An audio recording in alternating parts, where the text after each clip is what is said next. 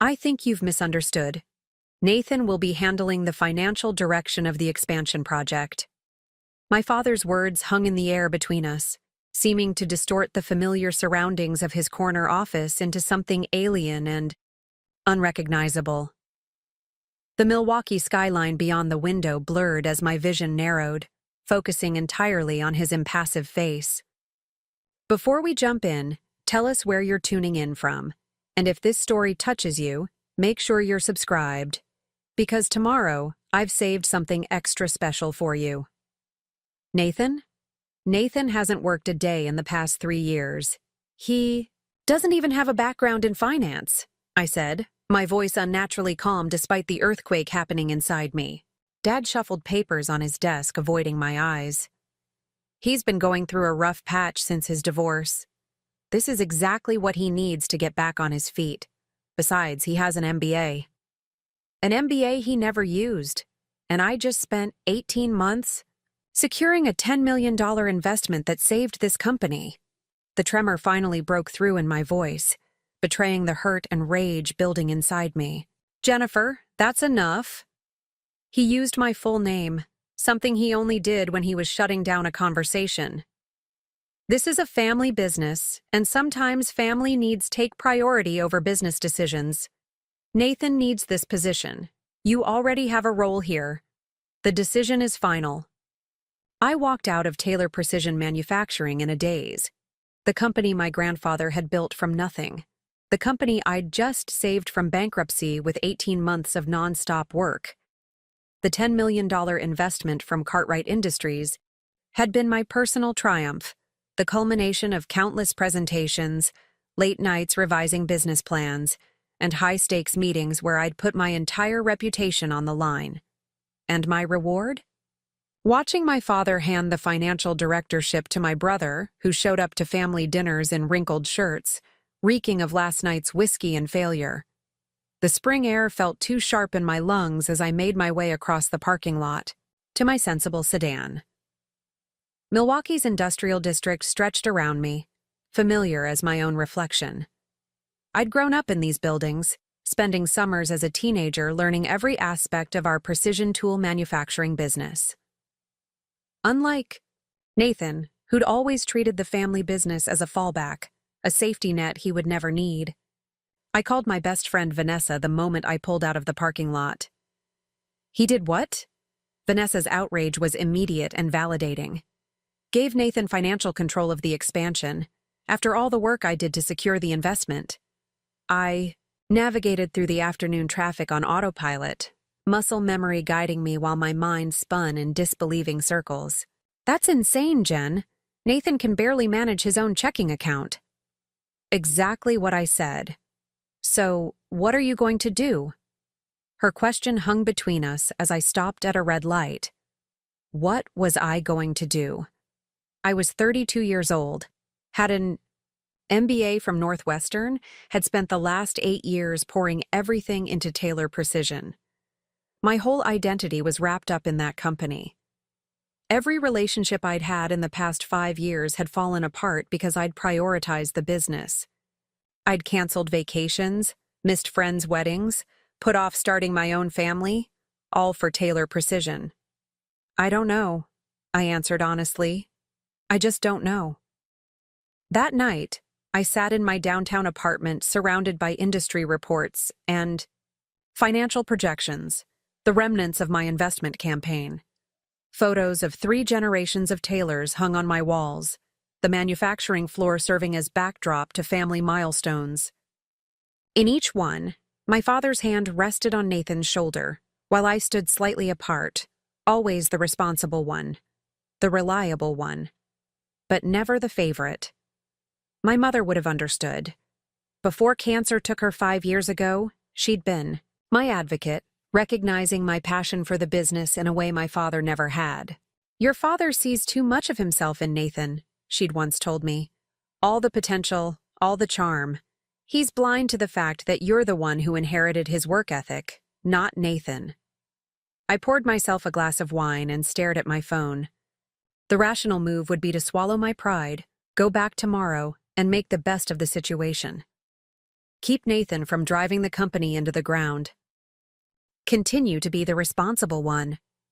But a new, unfamiliar voice whispered inside me, "What if you didn't?" The thought was terrifying and exhilarating. I opened my laptop and pulled up an email I'd received 3 months ago from Marcus Patterson, the CEO of a manufacturing technology startup in Seattle. We'd met at an industry conference where I'd given a presentation on modernizing legacy manufacturing businesses. He'd been impressed, offering me a position on the spot. I'd declined, politely explaining my commitment to my family business. "The offer stands," he'd written in his follow-up. "Someone with your vision and drive is exactly what we need. Your family is lucky to have you." I typed a response before I could talk myself out of it. "Marcus, circumstances have changed. Is that position still available? I'd like to discuss details at your convenience." My finger hovered over the send button for a full minute before I finally pressed it. Then I opened another tab and started looking at apartments in Seattle. The next morning, I arrived at Taylor Precision early, as I had nearly every day for the past 8 years. The familiar hum of machinery greeted me as I walked through the production floor, nodding to employees who'd watched me grow up. I'd earned their respect through consistent hard work, unlike Nathan, who they rarely saw. "Morning, Ms. Taylor," called Frank, our longest-serving floor manager. "Heard the good news about the investment. Seems like we owe you a debt of gratitude." I forced a smile. "Just doing my part for the family business, Frank. And I hear Mr. Nathan is coming back to work with us." His tone was carefully neutral, but his raised eyebrows spoke volumes. "That's right," I confirmed, unable to keep the edge from my voice. "He'll be overseeing the financial aspects of the expansion." Frank's face remained impassive, but the slight tightening around his eyes told me everything I needed to know about how that news was being received on the floor. In my office, I found a text from my father. "Meeting with Nathan at 10 to discuss transition. Your presence required." No, please. No acknowledgement of how this might feel for me. Just an expectation that I would fall in line as always. I spent the next hour organizing my files, downloading important documents to my personal drive, and clearing personal items from my desk. Not enough to raise suspicions, but enough to make a quick exit possible if needed. By 9:55, I was walking toward the conference room, back straight, face composed. Nathan arrived 15 minutes late, wearing a suit that probably cost more than what most of our employees made in a month. His handsome face, so similar to our father's in his prime, looked slightly puffy from too many late nights, but he flashed his trademark charming smile as he strolled in. "Sorry I'm late," he said, not sounding sorry at all. "Traffic was brutal coming in from Brookfield." "Some of us plan ahead for traffic," I remarked coolly. "Some of us don't get our panties in a twist over a few minutes," he shot back with a smirk. Dad cleared his throat. "Let's focus on business, shall we? Jennifer, I need you to bring Nathan up to speed on the Cartwright investment and the financial projections for the expansion." For the next hour, I walked through the complex details of the deal I'd structured, explaining how the phased investment would allow us to upgrade our equipment, expand our production capacity, and move into new markets. Nathan nodded occasionally, checking his phone under the table. "So where's the money now?" he interrupted as I was explaining our debt servicing strategy. "The first installment of $3 million was deposited yesterday into our business development account," I explained. "We'll receive the next installment when we meet the first phase production targets." "And who has access to that account?" Nathan asked, suddenly more engaged. "Currently, Dad and I are the only signatories," I replied, watching his expression carefully. "That'll need to change," Dad interjected. "Nathan will need full access as financial director." I felt cold dread pool in my stomach. "I think we should discuss proper controls and oversight before—" "Jennifer," my father cut me off. "I've been running this company for 30 years. I think I understand proper financial controls." Preparing and narrating this story took us a lot of time, so if you are enjoying it, subscribe to our channel. It means a lot to us. Now back to the story.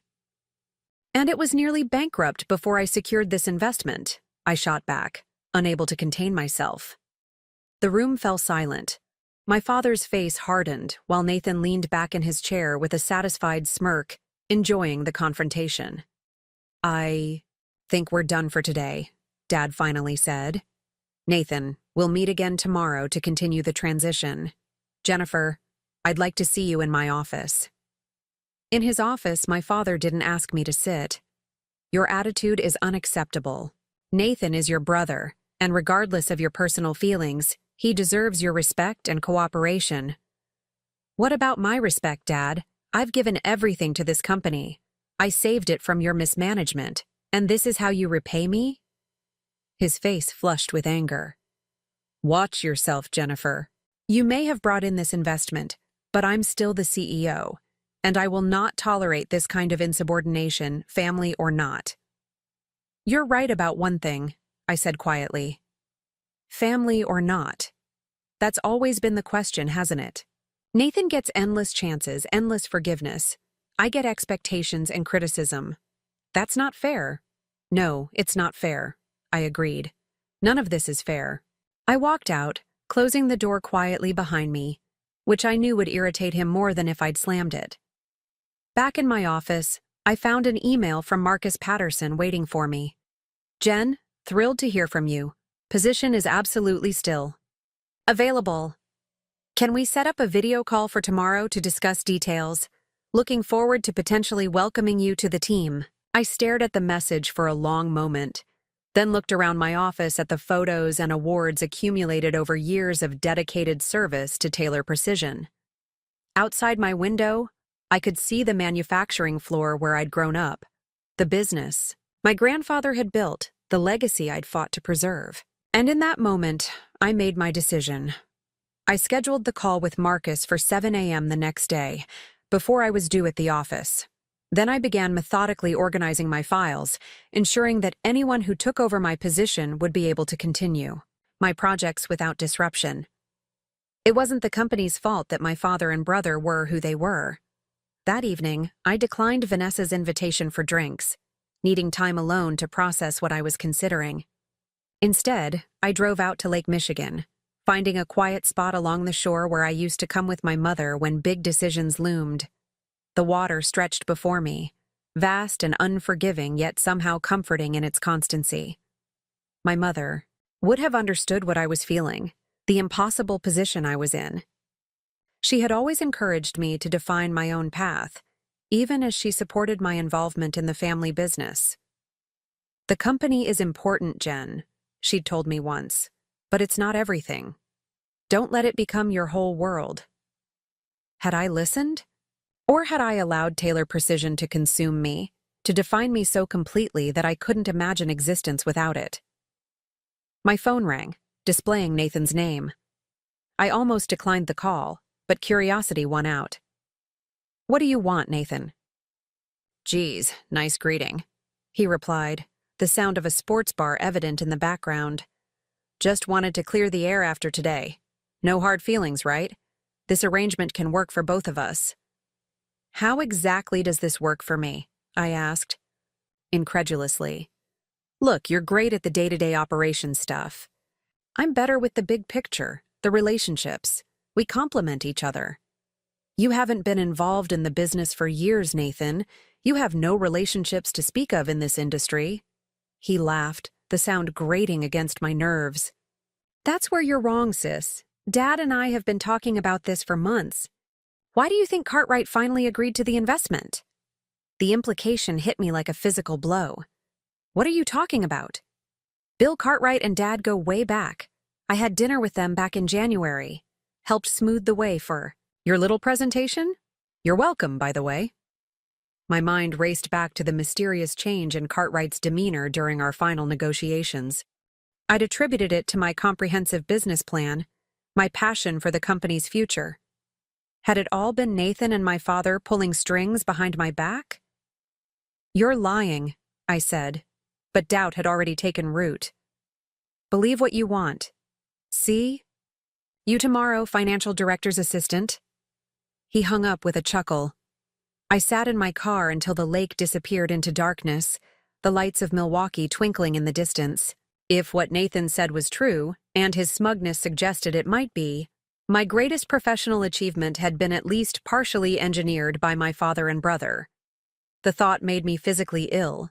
By the time I arrived home, my decision was made. The next morning, I woke before dawn and dressed carefully in my most professional outfit. At 7 a.m. sharp, I sat at my dining table and connected to the video call with Marcus Patterson. His face appeared on screen, Seattle's iconic Space Needle visible through the window behind him. Jennifer, great to see you again, even virtually. I've been following the news about Taylor Precision's new investment. Congratulations on that achievement. Thank you, Marcus. It was a significant effort. I maintained my composure, refusing to let bitterness color this new beginning. I'm sure it was, which makes me all the more curious about your sudden interest in our position. Last we spoke, you were fully committed to your family business. I took a deep breath. Circumstances change.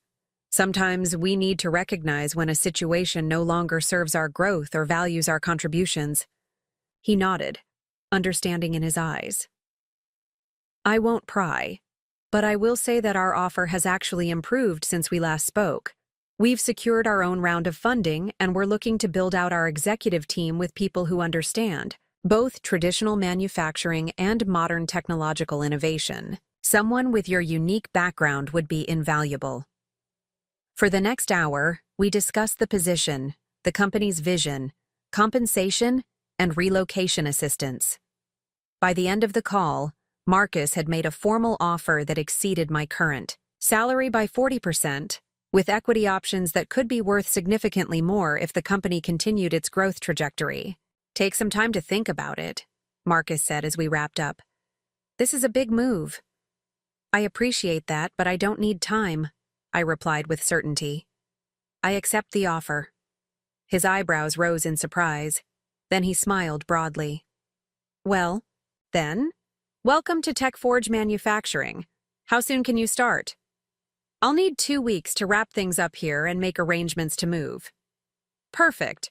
I'll have HR send over the paperwork today. Looking forward to having you on the team, Jennifer. After the call ended, I sat still for several minutes, absorbing the enormity of what I'd just done. 15 years of dedication to Taylor Precision ended with a 30-minute conversation. It felt surreal, frightening, and strangely liberating all at once.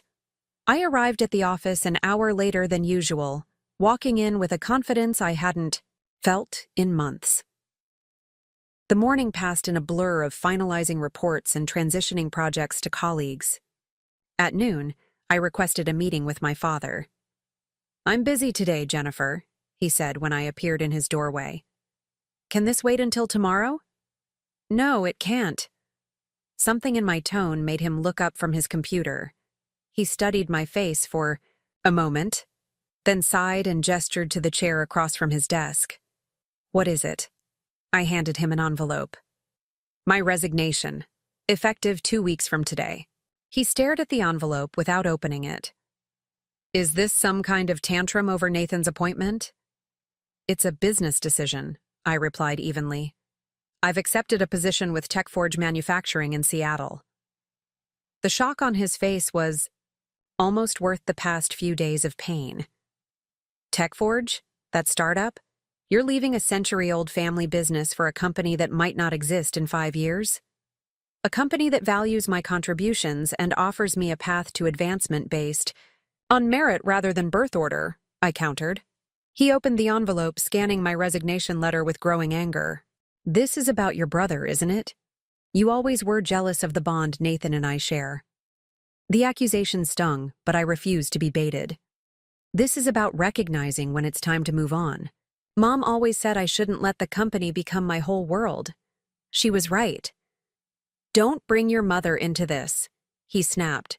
She would be disappointed by your disloyalty. I laughed, the sound hollow even to my own ears. No, Dad. Mom, would understand exactly why I'm doing this. She always saw me clearly, even when you couldn't. I stood to leave, but paused at the door. By the way, I've prepared detailed transition documents for all my projects and responsibilities. Unlike some people in this family, I don't believe in leaving others to clean up my messes. The next 2 weeks were a whirlwind of preparations. I found a furnished apartment in Seattle's Capitol Hill neighborhood, arranged for my Milwaukee apartment to be sublet, and methodically documented every aspect of my role at Taylor Precision. Professional to the end, even as whispers and speculation swirled around the office. Nathan made only sporadic appearances, arriving late and leaving early each day, already treating his new role as a casual obligation rather than a responsibility. I heard through office gossip that he'd already requested a significant advance on his new salary to purchase a luxury SUV. On my last day, the production staff organized a small farewell gathering in the break room. Frank presented me with a plaque they'd had made, engraved with Jennifer Taylor, the heart of Taylor Precision. "We wanted you to know how much you mean to this place," Frank said, uncomfortable with public speaking, but determined to make the gesture.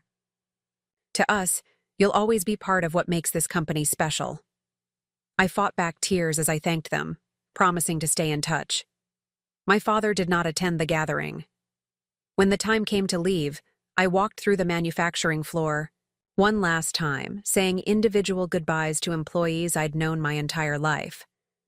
The familiar smells of metal and machine oil, once so comforting, now felt like a chapter closing.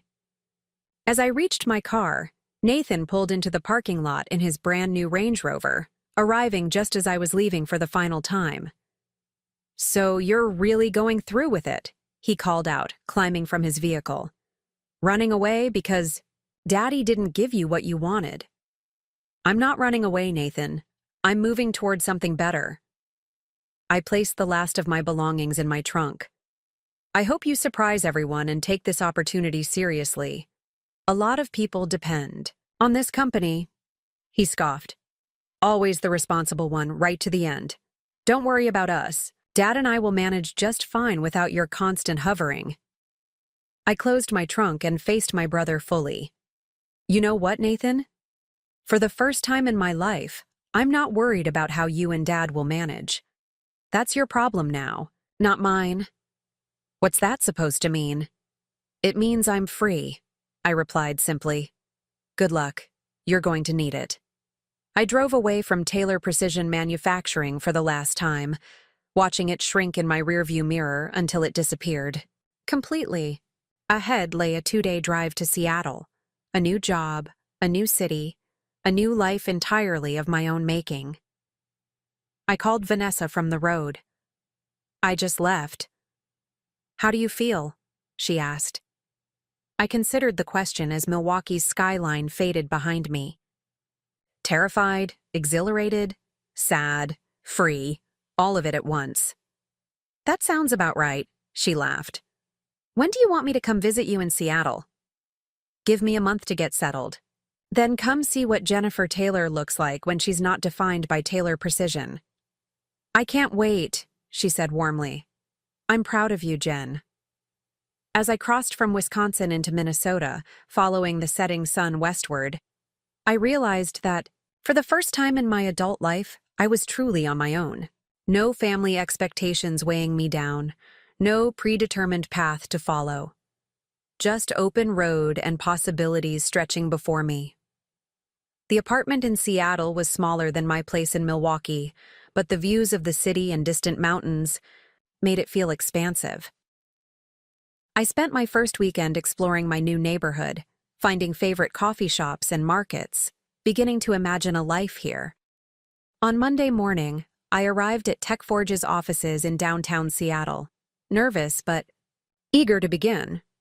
The contrast with Taylor Precision was immediately apparent. Open concept workspaces instead of walled offices, casual dress instead of business attire, and a diverse workforce spanning generations and backgrounds. Marcus greeted me personally, introducing me to key team members before showing me to my new workspace. "We're thrilled to have you on board, Jennifer. Your experience bridging traditional manufacturing with new technologies is exactly what we need at this growth stage. Thank you for the opportunity, I replied, meaning it more deeply than he could know. I'm excited to be part of building something new. That first week was exhausting and exhilarating in equal measure. Learning new systems, absorbing the company culture, beginning to contribute in meetings where my input was genuinely valued and considered. I worked late most evenings, not out of obligation, but from genuine enthusiasm for the projects I was joining. It was during my second week that I received a text from Frank back in Milwaukee. Thought you should know. Nathan approved a withdrawal of $500K from the business development account today for consulting fees. Board meeting tomorrow to discuss. I stared at the message, a complex mixture of vindication and concern washing over me. Part of me wanted to call my father immediately, to say, "I told you so," or offer to help fix the inevitable mess. The old Jennifer would have done exactly that, rushed in to solve problems I hadn't created, to protect people who had never protected me. Instead, I typed a simple response to Frank. "Thanks for letting me know. I hope it works out." Then I turned off my phone and went to meet my new colleagues for happy hour, choosing for once to prioritize my new beginning over the problems of my past. 2 months later, I was fully settled into my role at TechForge, leading a team developing software to optimize traditional manufacturing processes, exactly the kind of innovation I'd tried to implement at Taylor Precision. My apartment was beginning to feel like home, and I'd made several friends at work who were showing me the best of Seattle culture. Vanessa visited for a long weekend, marveling at the change in me.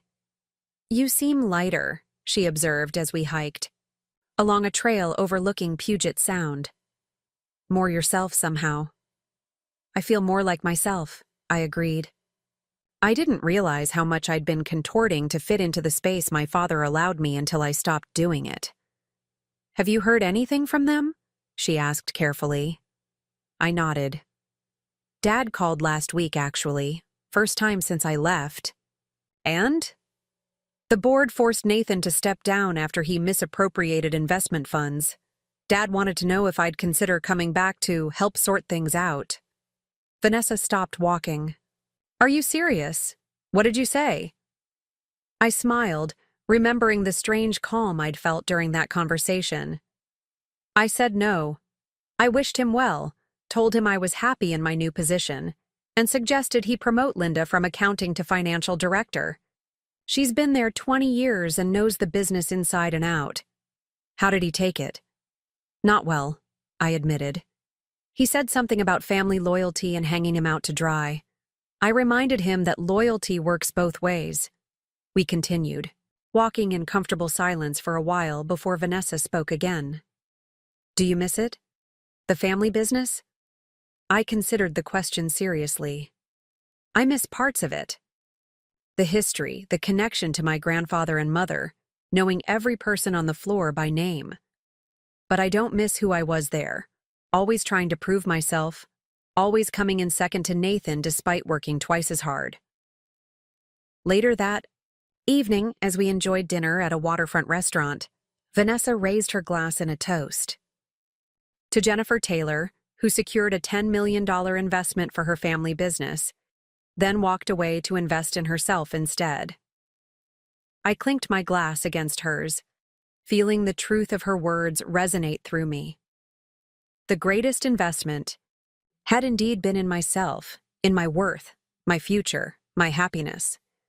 And unlike the investment I'd secured for Taylor Precision, this one couldn't be squandered by someone else's poor decisions. As the sun set over Seattle's skyline, I felt a peace I hadn't known in years. The path forward wasn't perfectly clear, but it was mine to determine. For the first time in my life, that seemed like more than enough. 3 months into my new life in Seattle, I received an unexpected email from Linda, our former head of accounting at Taylor Precision. Financial situation deteriorating rapidly. Nathan made several unauthorized transfers to personal accounts. Board called emergency meeting. Your father suffered minor heart attack from stress. He's stable now. Thought you should know. I read the message 5 times, sitting motionless at my desk in TechForge's open concept office while colleagues bustled around me. The Seattle rain tapped against the floor-to-ceiling windows, creating a soothing counterpoint to the turmoil inside. Me? My first instinct was to book the next flight to Milwaukee, to rush back and fix everything. The response that had been conditioned into me since childhood. Instead, I closed my laptop and walked to Marcus's office. "Everything okay?" he asked, looking up from his desk. "You look like you've seen a ghost." "Family emergency," I said simply. "My father's in the hospital. I may need a few days." Marcus's face softened with concern. "Take whatever time you need, Jennifer. We'll handle things here." On the flight to Milwaukee, I considered what awaited me. The business my grandfather had built from a single lathe in his garage, the legacy my mother had cherished, was likely in shambles. My father, for all his faults, was lying in a hospital bed. And Nathan, I couldn't even begin to process my feelings about Nathan. Vanessa met me at the airport, her familiar face a welcome sight after months away. "How bad is it?" I asked as we walked to her car. She grimaced. "The business or your father?" "Both. Your dad's stable. Mild heart attack, but the doctors say he should make a full recovery with medication and lifestyle changes." She hesitated before continuing. "The business is another story. Nathan withdrew nearly $2 million over 6 weeks, claiming consulting fees and expansion expenses. When the board finally caught on and demanded documentation, he couldn't produce any. He's facing potential criminal charges." I leaned back against the headrest, closing my eyes. "And the Cartwright investment?" "Most of it's gone. They're threatening to pull the remaining installments and sue for breach of contract." The familiar Milwaukee skyline appeared through the windshield as we approached downtown, the Taylor Precision Building visible among the larger structures. For a moment, I was transported back to childhood drives with my father, his voice filled with pride as he pointed out our building among the city's landmarks. "Where should I drop you?" Vanessa asked, interrupting my thoughts. "Hospital or the office?" I considered for a moment. Hospital first. Aurora St. Luke's Medical Center loomed large and institutional as we pulled into the parking structure. I'd been here too many times before, when my mother was undergoing cancer treatments, when my grandfather suffered the stroke that eventually took him. Hospitals had a way of stripping away pretense, reducing people to their essential selves, in harsh fluorescent lighting. My father's private room was quiet, except for the rhythmic beeping of monitors. He looked smaller somehow, diminished against the white sheets, his usually immaculate hair disheveled. His eyes were closed, but opened, as I approached the bed. "Jennifer." His voice was rough from disuse. "You came." "Of course I came." I set my bag down and took the chair beside his bed. "Nathan said you wouldn't." He adjusted himself slightly, wincing. "Said you'd abandoned the family for good." The familiar anger flared, but I tamped it down. "Nathan says a lot of things. Dad, most of them aren't true." My father looked away, his profile sharp against the window light. "He's disappeared. Took what was left in his accounts and vanished 3 days ago. Police are looking for him." I wasn't surprised, but the confirmation still stung. "How much did he take in total?" "Nearly $3 million. He said it flatly, as if the amount was too enormous to carry emotional weight. Plus the Porsche he leased on the company account, and a condo in Florida, apparently. $3 million, I echoed. The sum represented years of careful financial management, sacrificed weekends and holidays, countless presentations and client meetings, all gone because my father couldn't see what was right in front of him. "The board wants me to step down." He turned back to face me, his eyes watery but proud. 35 years building on what my father started, and they want me out. "Can you blame them?" The words came out sharper than I intended. You handed financial control to someone with a history of irresponsibility, someone who hadn't worked a day in the company for years. He's my son, he said simply, as if that explained everything. And I'm your daughter, I countered. The one who worked tirelessly to save the company. The one you passed over without a second thought. He had the grace to look ashamed just for a moment, before his familiar defensiveness returned. I did what I thought was best for the family. Nathan needed the opportunity. And look where that got you. Look where it got the company. Stood up, unable to remain still with frustration coursing through me. Do you have any idea what you did when you made that decision? Not just to me, but to everyone who depends on Taylor Precision for their livelihood? I know I made a mistake, he admitted, the words clearly difficult for him. That's why I asked Linda to contact you. We need you back, Jennifer. The company needs you. I stared at him, searching his face for any recognition of what he was asking. After dismissing my contributions, after elevating Nathan at my expense, after driving me to uproot my entire life, he expected me to simply return and fix his mistakes. I have a job in Seattle, I said finally. A good one, with people who value my contributions. This is your family's company, he insisted, a hint of the old commanding tone returning despite his weakened state. Your grandfather would expect you to step up in a crisis. Don't, I warned, my voice low. Don't use Grandpa against me. He built this company by recognizing talent and rewarding hard work. He would never have put Nathan in charge of finances. My father looked away again, unable to contest this truth. I'll help, I said after a long silence. But not as an employee, and not permanently. I'll consult for 6 weeks to help stabilize the situation. After that, I'm going back to Seattle. Relief washed over his features, quickly replaced by the calculation I'd seen throughout my childhood whenever he was determining how to get his way. The board won't accept an external consultant for financial restructuring. They want family leadership they can trust. Then the board can speak with me directly, I replied. Those are my terms, Dad. Take them or leave them. He studied me with new eyes, perhaps seeing for the first time that I was no longer the daughter desperate for his approval. You've changed, he observed quietly. Yes, I agreed. I have. The next morning, I walked into Taylor Precision Manufacturing for the first time since my departure.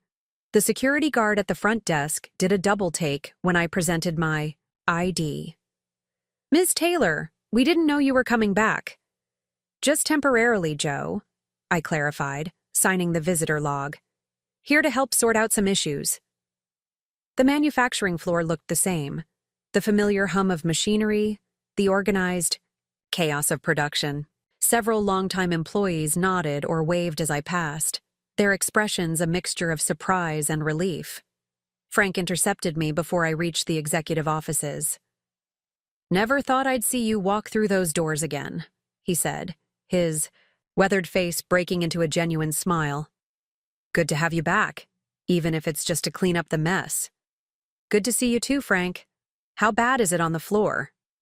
He glanced around before lowering his voice. We're operating at 60% capacity. Parts shortages, delayed maintenance on key equipment. There's talk of layoffs if things don't turn around by month's end. I nodded, absorbing this information. I'm meeting with the board in 30 minutes. Is there anything specific I should know before I go in? Just that morale's in the gutter. Your brother didn't exactly inspire confidence, and there have been rumors about closure for weeks. People are scared, updating resumes. He hesitated, then added, Your father keeping things so close to the vest didn't help. Nobody knew how bad it was getting until it was almost too late. Transparency will be my first priority, I promised. No more secrets. The boardroom fell silent as I entered, 8 pairs of eyes tracking my movement to the empty chair at the far end of the table. I recognized most of the faces. Long-term investors, a few industry partners, my father's college friend who'd been on the board since before I was born. The only person I didn't recognize was a sharp-featured woman in her 50s, her silver hair pulled back in a severe bun. "Ms. Taylor," began Howard Winters, the board chairman. "Thank you for joining us on such short notice. I believe you know everyone except Gloria Patterson from Cartwright Industries." My stomach dropped. Marcus Patterson's mother.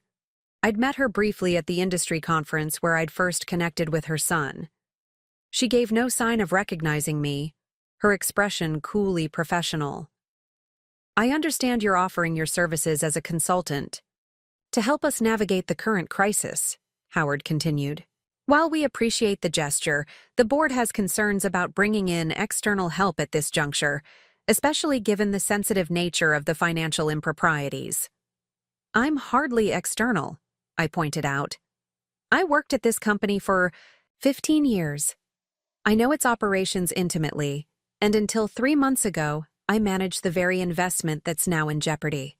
"And yet you left," noted Gloria Patterson, speaking for the first time. "Rather abruptly, as I understand it, just before financial oversight of the expansion project was transferred to Nathan Taylor." There it was, the implication hanging in the air. Had I known what my brother would do? Had I abandoned ship knowing it would sink? "I left because my contributions were consistently undervalued," I stated plainly. "I secured the Cartwright investment through 18 months of diligent work, creating a business plan that would have transformed this company. When my father appointed my unqualified brother to oversee that investment instead of me, I chose to pursue opportunities elsewhere. I did not anticipate Nathan's actions, but I can't say I'm surprised by them either." Gloria's eyebrows rose slightly at my candor. The other board members exchanged glances. "What exactly are you proposing?" Howard asked after a moment. "A 6-week restructuring consultation. I'll work with your financial team to identify all unauthorized transactions, create a recovery plan, and establish proper controls to prevent future misappropriation. I'll also develop a revised business plan that might salvage what remains of the Cartwright relationship." I nodded toward Gloria, all while maintaining my position at TechForge Manufacturing in Seattle. "TechForge?" Gloria repeated, recognition flickering in her eyes. "Marcus Patterson's company?" "Yes, I'm their director of implementation strategy." A ghost of a smile touched her lips.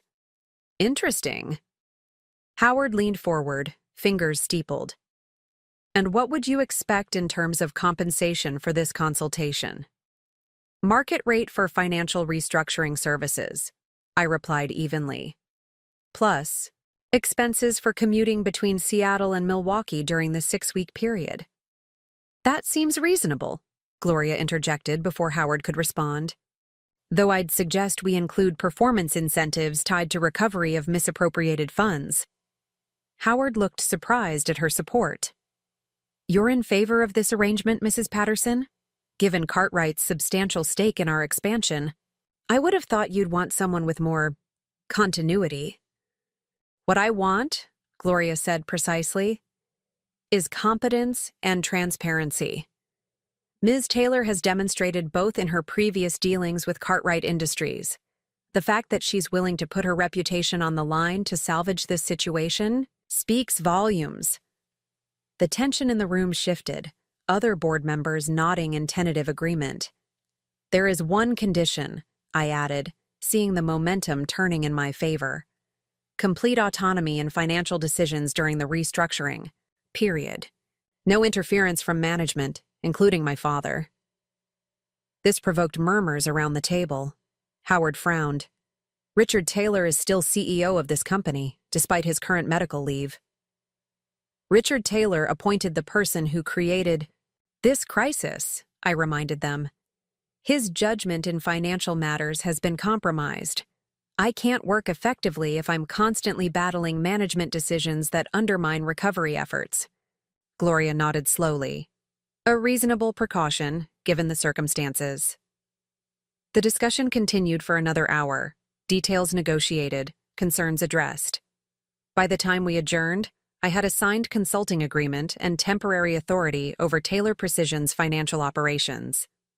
As we filed out of the boardroom, Gloria Patterson held back to walk beside me.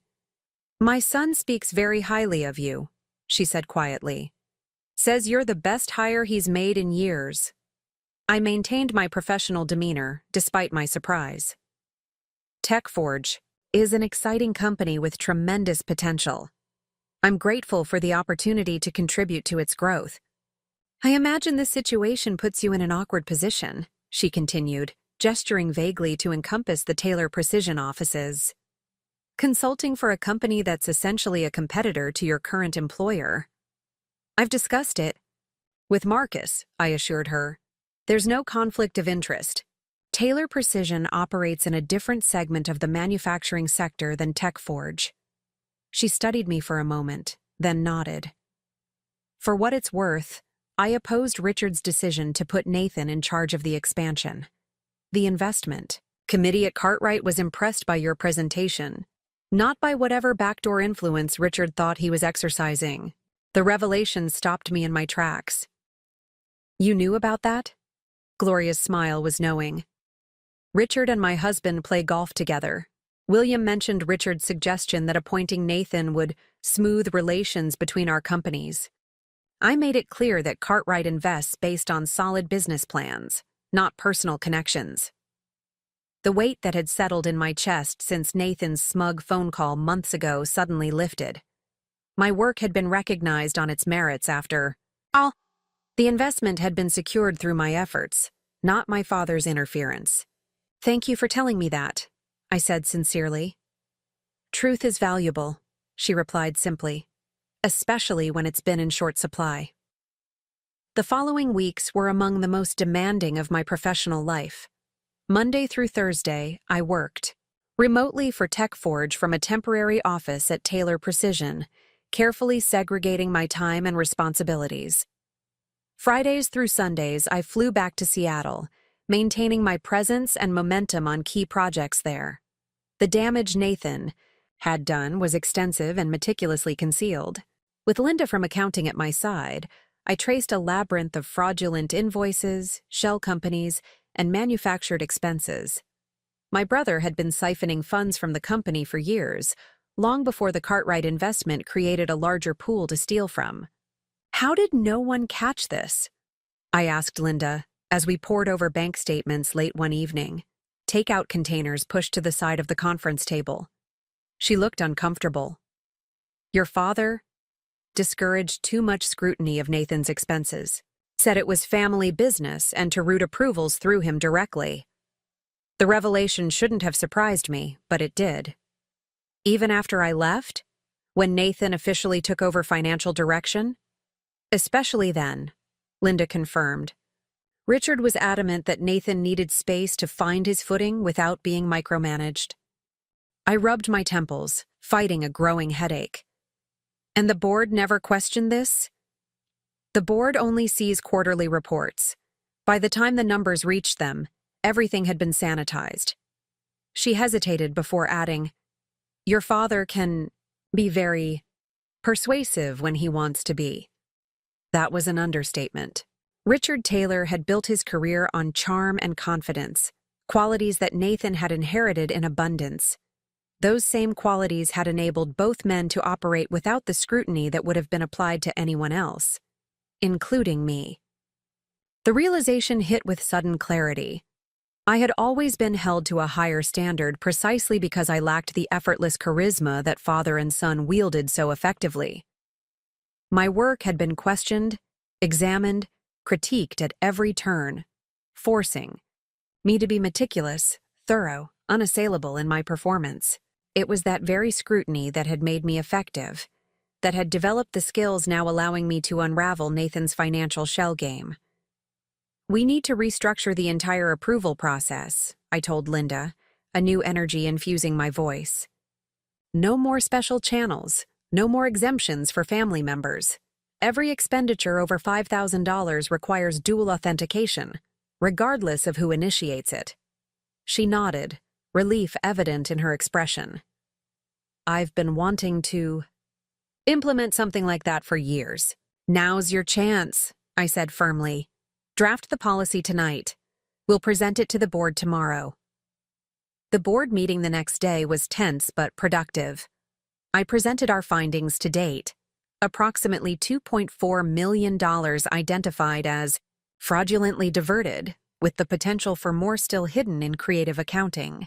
I outlined the new financial controls we were implementing and the recovery strategy for salvaging the Cartwright expansion. We've located approximately $800,000 in recoverable assets, I explained. Nathan's Milwaukee condo, the Porsche, and several investment accounts he apparently forgot to empty before disappearing. That still leaves over $1.6 million unaccounted for, observed Howard Winters. How do you propose we address that shortfall? I took a deep breath. We have 3 options. First, we can downsize the expansion significantly, focusing only on the highest yield improvements to our manufacturing lines. Second, we can seek additional investment, though that would mean diluting current shareholder equity. Or third, I hesitated, knowing this option would be the most controversial.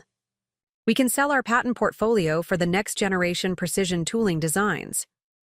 The room erupted in objections, just as I'd anticipated.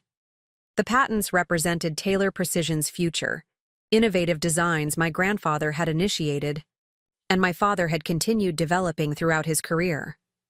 When the noise subsided, I continued calmly. I don't personally recommend the third option. Those patents are this company's most valuable intellectual asset. But full transparency requires I present all viable alternatives. Gloria Patterson, who had remained silent until now, leaned forward. There may be a fourth option. All eyes turned to her. Cartwright Industries is still interested in the core expansion concept that Jennifer originally presented. What if we restructured the investment as a joint venture rather than a capital infusion? Cartwright would contribute the remaining $7 million directly to specific expansion projects, maintaining separate accounting and oversight, while Taylor Precision would contribute its technical expertise and production capacity. The proposal was unexpected and intriguing. It would mean giving up some control, but would salvage the expansion without requiring asset sales or dramatic downsizing. That would be contingent, of course, Gloria continued, on Jennifer remaining involved in an oversight capacity for the duration of the joint venture implementation. And there it was, the string attached. I kept my expression neutral despite the surprise. As I've made clear, my primary commitment is to TechForge manufacturing in Seattle. I'm only here as a temporary consultant. Gloria nodded. I understand. However, Cartwright's confidence in this venture was largely based on your business plan and presentation.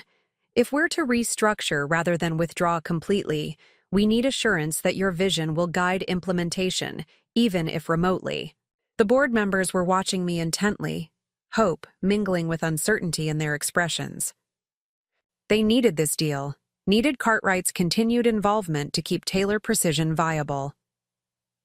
I would need to discuss this with my current employer, I said carefully. There may be arrangements we could make for limited ongoing consultation, but I can't commit to anything without speaking to Marcus first. Of course, Gloria agreed smoothly. Take whatever time you need. Cartwright is prepared to delay our final decision until you've had those conversations. As the meeting adjourned, I found myself in the strange position of holding my family, company's fate in my hands, the exact position I'd worked toward for years, achieved only after walking away entirely. Back in my temporary office, I called Marcus, explaining the situation as factually as possible. Let me get this straight, he said when I'd finished. Cartwright wants you to oversee their joint venture with Taylor Precision while continuing. Your role at TechForge? In some capacity, yes. The details would need to be worked out. And this is Gloria Patterson's suggestion? He sounded both impressed and suspicious. My mother doesn't usually involve herself this directly in investment structures. She seems to have taken a particular interest in this situation, I acknowledged, choosing my words carefully. Perhaps because of our connection. Marcus was quiet for a moment. Mom has always had an eye for talent. And for leverage. Another pause. How do you feel about this, Jennifer? After everything your father put you through, do you even want to remain involved with Taylor Precision? The question cut to the heart of my tangled emotions. Did I want ongoing connection to the company that had simultaneously shaped my identity and diminished my worth? To the legacy that was as much mine as it was my father's or brother's, despite their efforts to marginalize my contributions? It's not about what I want, I hedged. It's about what makes sense professionally. That's not an answer, Marcus said gently. What do you want, Jennifer? The directness of his question caught me off guard. In the Taylor family, personal desires had always been secondary to company needs, individual fulfillment sacrificed for collective legacy. No one had asked what I wanted in years, perhaps ever. I began, then stopped, surprised by the emotion welling up. I want to finish what I started. The expansion plan was mine, something I believed in, something that could transform Taylor Precision for the better. Part of me wants to see it through, even from a distance. I took a deep breath. But I also want to build something new at TechForge, to be valued for my contributions rather than tolerated because of my name. Who says you can't do both? Marcus suggested. We could structure a formal partnership between TechForge and Taylor Precision, with you as the liaison. Your work on manufacturing optimization software at TechForge directly applies to what Taylor's trying to accomplish. The elegant solution took me by surprise. You'd be willing to consider that? Jennifer, I hired you because you understand both traditional manufacturing and technological innovation. This situation, while unorthodox, actually highlights exactly why you're valuable to TechForge. We've been looking for established manufacturing partners to beta test our systems. Taylor Precision could be ideal, especially with someone who knows both companies intimately coordinating the effort. For the first time in weeks, I felt genuine hope unfurling. Not the desperate determination that had driven my crisis management, but actual optimism about a future that integrated rather than abandoned my past. I'll need to discuss this with the board here, I cautioned, and with Gloria Patterson. Do that, Marcus agreed. And Jennifer? Whatever you decide, your position at TechForge is secure. This is an opportunity, not an ultimatum. The simple reassurance meant more than he could know. Throughout my career at Taylor Precision, every opportunity had come with unspoken conditions, every achievement shadowed by implicit threats of what would happen if I didn't maintain perfect performance. Marcus's straightforward support was still unfamiliar, but increasingly precious. That evening, I visited my father at his home, where he was recovering under the watchful eye of a home health nurse. He looked better than he had in the hospital, some color returning to his face, though fatigue still lined his features. The board says you've been working miracles, he said as I settled into a chair beside his recliner. Found most of what Nathan took, restructured the Cartwright deal. Not miracles, I corrected. Just solid financial management. Something the company should have prioritized years ago. He acknowledged this with a slight nod. Gloria Patterson seems impressed with you. Says you remind her of herself at your age. Coming from Gloria, that was high praise indeed. She's made an interesting proposal, I said, watching my father's reaction carefully as I outlined the joint venture concept. His expression cycled through surprise, calculation, and finally tentative approval. It's unorthodox, but it might be our best option under the circumstances. He hesitated before adding, it would mean you staying involved with Taylor Precision, even from Seattle. In a limited capacity, I clarified, and potentially as part of a formal partnership between Taylor Precision and TechForge. TechForge? He repeated, testing the name. I looked them up, after you left. Impressive operation, cutting edge. Very different from what we do here. The acknowledgement of my new company, however grudging, was unexpected. Different but complementary, I suggested. Their software could optimize Taylor Precision's production processes, increasing efficiency by an estimated 20%. My father's eyes sharpened with interest, the businessman in him responding to numbers, to potential profit. 20% would offset much of what Nathan took over time. Exactly. We sat in silence for a few moments, the grandfather clock in the hallway, a Taylor family heirloom, ticking steadily. I was wrong, my father said finally, the words clearly difficult for him. About Nathan, about you, about a lot of things. I waited, knowing from lifelong experience how rare this kind of admission was from Richard Taylor. You were always the one who should have taken over, he continued, his voice rough with emotion. I just couldn't see it, or didn't want to. Nathan was so much like me, or how I saw myself, that I was blind to his faults. And you were so much like your mother, steady, intelligent, thorough, that I took your contributions for granted. The comparison to my mother, meant as a belated compliment, struck a deep chord. Mom would have seen through Nathan in a heartbeat, I said softly. A sad smile touched his lips. She did. Warned me about his financial irresponsibility years ago. I didn't listen then either. Another silence fell between us, heavy with decades of misaligned expectations and missed connections. This partnership you're proposing, he said eventually. It would keep you connected to Taylor Precision without requiring you to give up what you're building in Seattle. That's the idea. He nodded slowly. It's a good solution.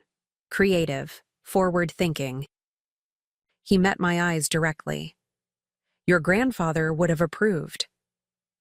The words, so long desired and now finally offered, washed over me with surprising gentleness. I had spent years seeking this validation, this recognition of my place in the Taylor legacy. Now that it had come, I found it mattered less than I had expected. Pleasant, yes. Satisfying, certainly. But no longer essential to my sense of self or worth. Thank you, I said simply. That means something coming from you. As I prepared to leave, my father reached for my hand, an uncharacteristic gesture from a man who rarely initiated physical contact. When this is all settled, he said, I'd like to visit you in Seattle. See this new life you're building. If that would be acceptable? The tentative request, so unlike his usual confident demands, revealed just how much our relationship had shifted. He was no longer the unquestioned authority figure, nor I the daughter seeking approval. We were two adults negotiating a new connection based on mutual respect rather than obligation. I'd like that, I replied truthfully. Seattle has a lot to offer. I think you'd enjoy it. Driving back to my hotel, I reflected on the strange journey that had brought me to this crossroads. 3 months ago, I had fled Milwaukee with a broken heart and wounded pride, certain I was closing the door on Taylor Precision forever. Now I was potentially forging a new connection between my past and future, not returning to what had been, but creating something entirely new that honored both. My phone chimed with a text from Vanessa. Dinner tonight to celebrate? Heard through the grapevine that Cartwright's back on board thanks to you. I smiled, typing back. Absolutely. 8 p.m. at Elsa's? Lots to tell you. As the Milwaukee skyline glowed in the evening light, I felt a sense of completion that had nothing to do with returning to Taylor Precision and everything to do with transcending it. The family business would always be part of my story, but it no longer defined the boundaries of my potential or the measure of my worth. I had secured a $10 million investment for our family business, then watched my father name my unemployed brother as financial director. But that was no longer the end of my story, just the catalyst for a new beginning that was proving more rewarding than I could have imagined. 6 months after the crisis at Taylor Precision, I stood at the window of my Seattle apartment, watching rain cascade down the glass while the Space Needle appeared and disappeared through shifting fog. My phone buzzed with a calendar reminder. Taylor Tech Forge Quarterly Review, 1 p.m., video conference. The regular meeting had become a fixture in my schedule, a tether connecting my new life to my old one. The partnership Marcus and I had crafted between the companies had exceeded everyone's expectations. Taylor Precision's manufacturing processes had been optimized using TechForge's software, leading to a 26% increase in efficiency, even better than my initial projections. The Cartwright investment, restructured as a joint venture, had funded modernization of the Milwaukee plant while preserving the Taylor family's controlling interest. And my father, gradually recovering from his heart attack, had implemented most of the governance reforms I'd recommended, including appointing Linda as permanent CFO. Nathan remained a ghost, occasionally spotted in Palm Beach or Vegas, but never returning to face the consequences of his actions. The company had recovered about half of what he'd stolen through asset seizures and legal action. The remainder had been written off as a painful lesson in proper oversight, one that Taylor Precision would never need to learn again. My own role had evolved from crisis manager to strategic advisor, connecting two companies that might never have collaborated without my singular experience bridging traditional manufacturing and technological innovation. My weekly video conferences with the Taylor team had become less about damage control and more about future opportunities, my relationship with my father shifting from antagonistic to cautiously collaborative. Taylor Tech Forge integration looks solid, Marcus said, reviewing our quarterly numbers during our morning check-in. Your father's team has been surprisingly adaptable for an old-school manufacturing operation. I smiled, remembering my father's initial resistance to TechForge's cloud-based monitoring systems. They had a good incentive to change. The alternative was bankruptcy.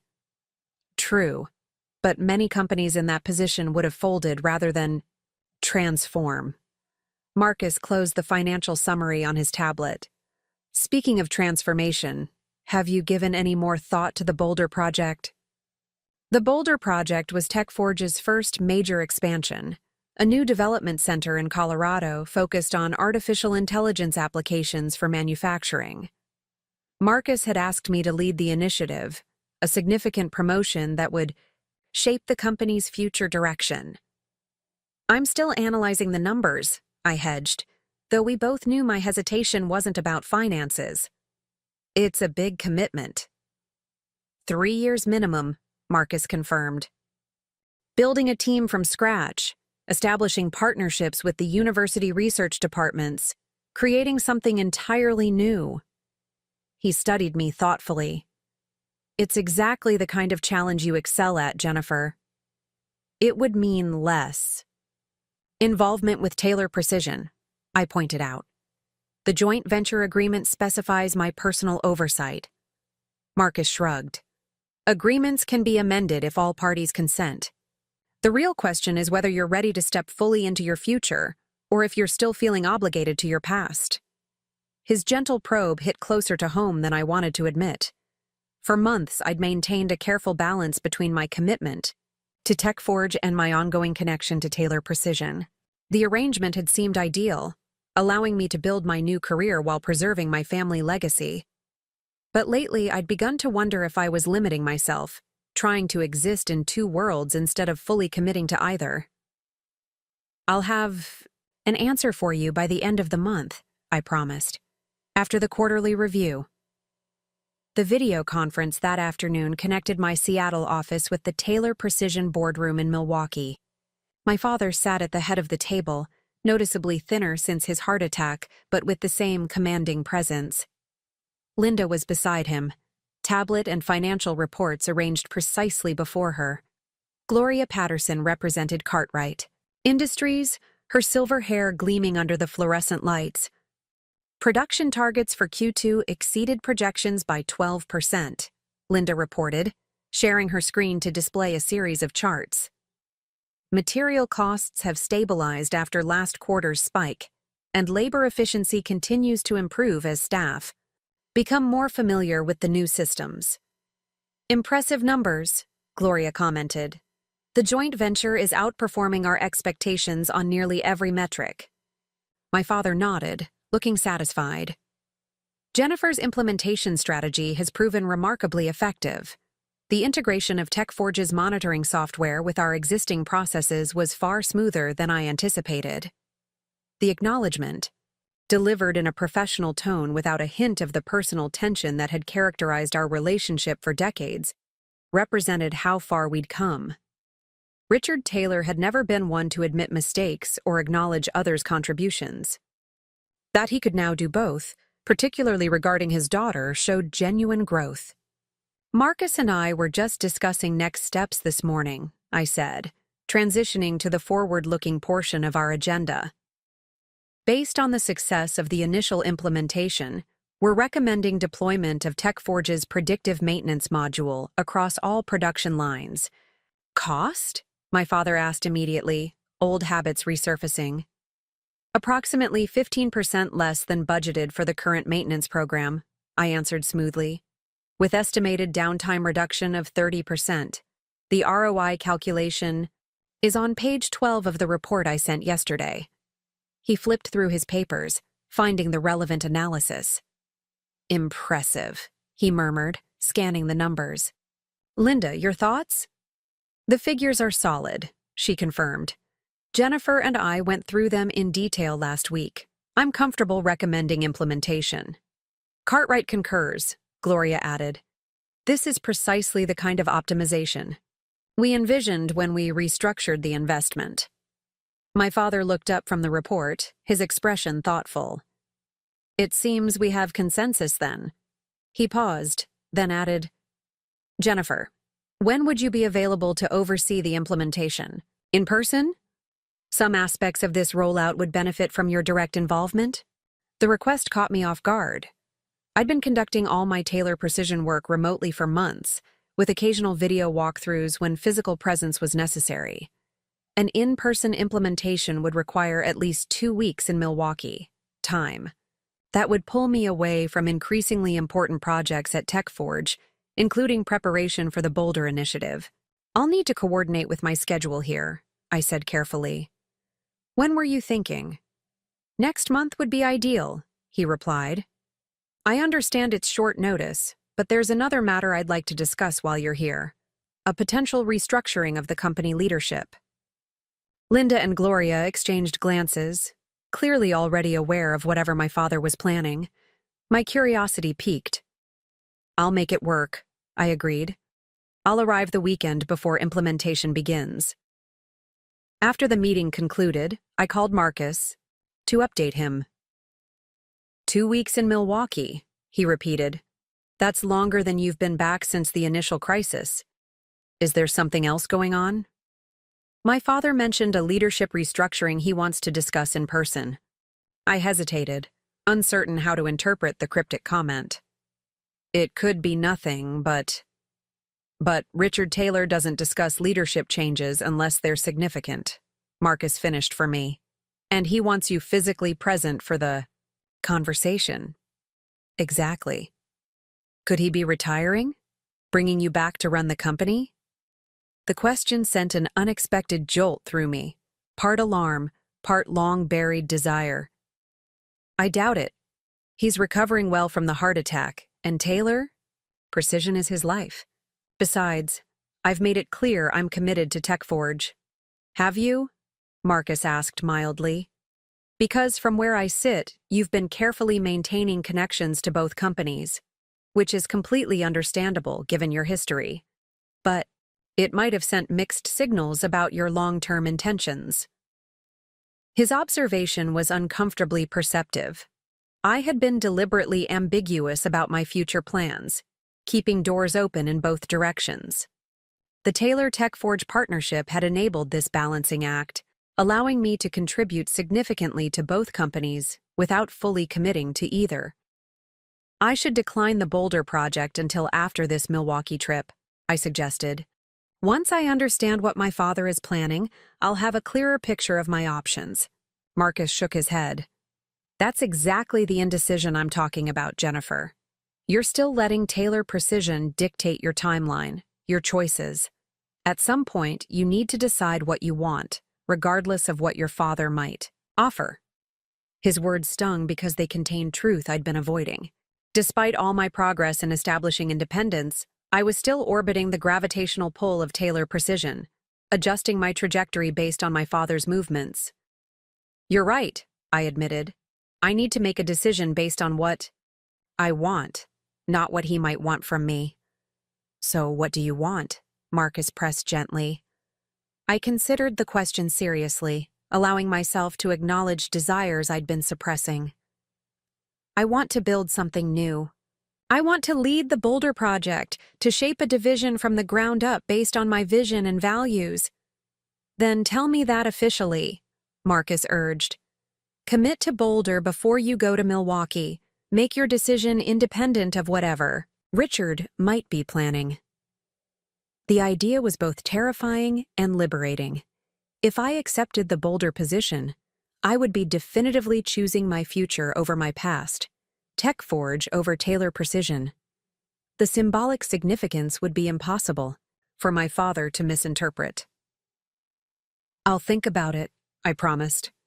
That evening, Sophia, a colleague who had become a close friend since my move to Seattle, invited me to dinner at her favorite waterfront restaurant. We were halfway through our meal when she fixed me with a knowing look. Okay, what's going on? You've been somewhere else all night. I sighed, spearing a piece of salmon without eating it.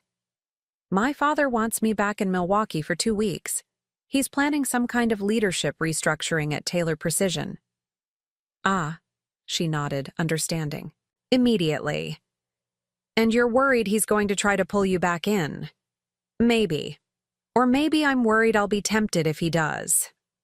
Sophia had heard enough about my history with Taylor Precision to understand the complicated dynamics at play. Would it be so terrible going back? You saved the company once. Maybe running it is your destiny. That's what I would have said a year ago, I admitted. Taking over Taylor Precision was my goal for so long that it became part of my identity. But now you have options, she completed my thought. Real ones, not just theoretical alternatives to the family business. Exactly. Marcus offered me the Boulder Project today, 3 years minimum building a new AI division from scratch. It's exactly the kind of challenge I came to TechForge for. But you didn't accept immediately, Sophia observed, which means part of you is still holding out for whatever your father might offer. Put so directly, my indecision seemed foolish even to myself. It sounds ridiculous when you say it out loud. Not ridiculous, she countered. Human. You spent your whole life working toward one goal, one validation. It's hard to let that go, even when you've found something better. Her insight resonated deeply. Despite all the pain and disappointment Taylor Precision had caused me, some part of me still craved the symbolic victory of returning as triumphant leader, the final vindication after years of being undervalued. The thing is, I said slowly, I'm not sure it would even be satisfying anymore. Running Taylor Precision would mean maintaining what already exists, preserving my grandfather's legacy. The Boulder Project would mean creating something entirely new, something that reflects my own vision. Sounds like you've already made your decision, Sophia pointed out. You just haven't admitted it to yourself yet. She was right. The excitement I felt thinking about Boulder, the challenge of building a team, establishing a culture, shaping a technological direction, far outweighed any residual desire to return to Taylor Precision. The family business would always be part of my history, but it no longer needed to define my future.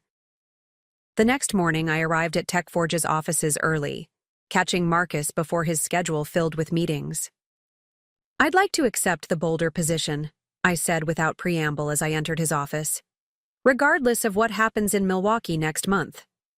His smile was both pleased and knowing. What changed your mind? Nothing changed, I replied truthfully. I just stopped pretending I didn't already know what I wanted. The following weeks passed in a blur of preparation. finalizing the implementation plan for Taylor Precision's new systems, transitioning my current TechForge projects to colleagues, and beginning preliminary work on the Boulder initiative. I would begin officially in that role after returning from Milwaukee, but Marcus had authorized me to start building my team immediately. When I boarded the flight to Wisconsin, I felt a clarity that had eluded me for months. Whatever my father was planning, whatever offer he might make, I had already chosen my path. This visit was about respectfully disentangling my future from Taylor Precision's, not about considering a return. Vanessa met me at the airport, as she had during the crisis 6 months earlier. This time, however, her smile was relaxed, without the tension of those difficult days.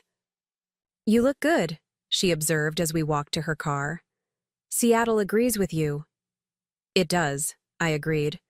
"Or maybe it's just having room to grow beyond old expectations. A bit of both, probably."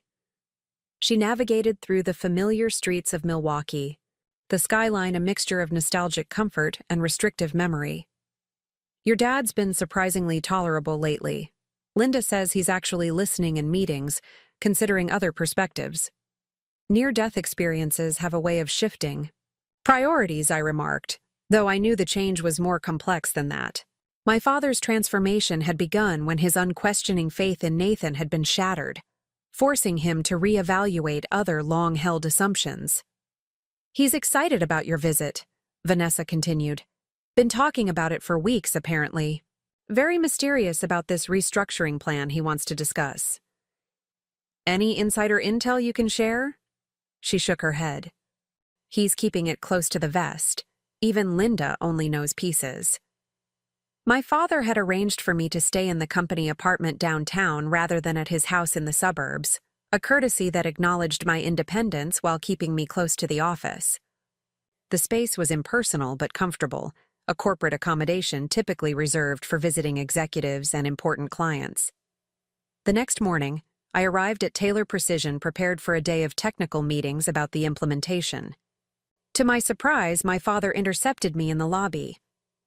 "Jennifer," he greeted me with an awkward half-hug, more physical contact than he'd typically initiate. "Thank you for making the trip on such short notice." "Of course," I replied, falling into step beside him as he led me toward the executive floor.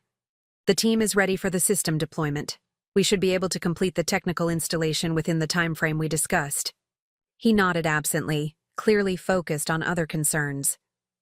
"Before we get into all that, I'd like to speak with you privately. There are some developments you should be aware of." His office was unchanged since my last visit. The same imposing desk, the same view of Milwaukee's skyline, the same photographs of 3 generations of Taylor men on the manufacturing floor. The only new addition was a small framed photo on his desk that hadn't been there before.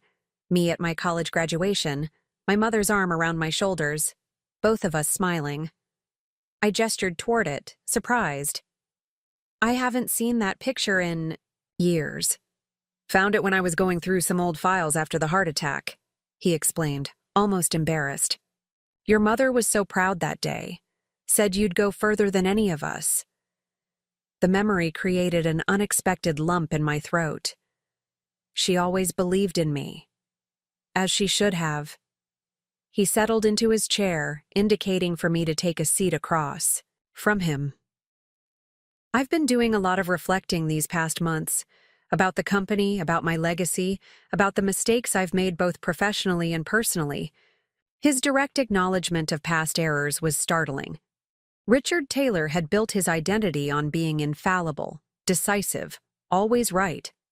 That he could now speak openly about mistakes represented a fundamental shift. "The heart attack was a wake-up call," he continued. "According to my doctors, I should consider reducing my stress levels significantly. They've recommended I step back from day-to-day operations." "Are you retiring?" I asked, unable to imagine my father voluntarily relinquishing control of the company he'd devoted his life to building. "Semi-retiring," he clarified. I've been working with the board to develop a succession plan that would allow me to remain involved as chairman while transferring executive responsibilities to a new CEO. The implication hung in the air between us. This, then, was the leadership restructuring he'd alluded to during our video conference. Despite my clarity about choosing the bolder project, I felt a flutter of the old ambition, the desire to prove myself worthy of leading Taylor Precision. "I see," I said carefully. "And you wanted to discuss this with me because you're the natural successor, Jennifer." He stated it plainly, as if it were obvious. "You saved this company when Nathan and I nearly destroyed it. You've transformed our operations through the TechForge partnership. The board is unanimous in supporting your appointment as CEO should you be interested." Even expecting this offer, hearing it stated so directly sent a shock through me. After years of being overlooked, undervalued, passed over in favor of my brother, my father was finally offering me what I had once wanted most in the world, and I was going to decline it. "I'm honored by the board's confidence," I began carefully, "and by yours. But I've recently accepted a significant new role at TechForge, leading the development of their artificial intelligence division in Boulder." My father's expression shifted from expectation to surprise, then to something more complex. Disappointment mingled with respect. "I see. That's quite an opportunity." "It is," I confirmed. "Building something entirely new, shaping the direction of manufacturing technology for the next decade. It's challenging and exciting in ways I never experienced here."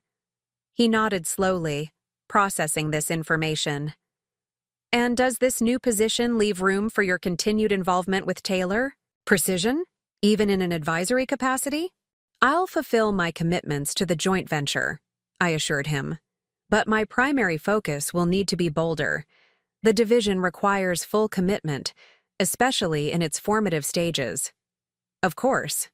His acceptance was gracious, if tinged with regret. "I shouldn't have assumed you'd be available or interested. It was presumptuous of me." "It wasn't presumptuous," I corrected gently. 6 months ago, this offer would have been everything I ever wanted. But things have changed. I've changed. My goals and priorities have evolved. "Because of how you were treated here," he acknowledged. "Because of my decisions." "Partly," I admitted. "But also because I've discovered there are different ways to find fulfillment, different kinds of success than the one I was raised to pursue." My father was quiet for a long moment, looking out at the city skyline.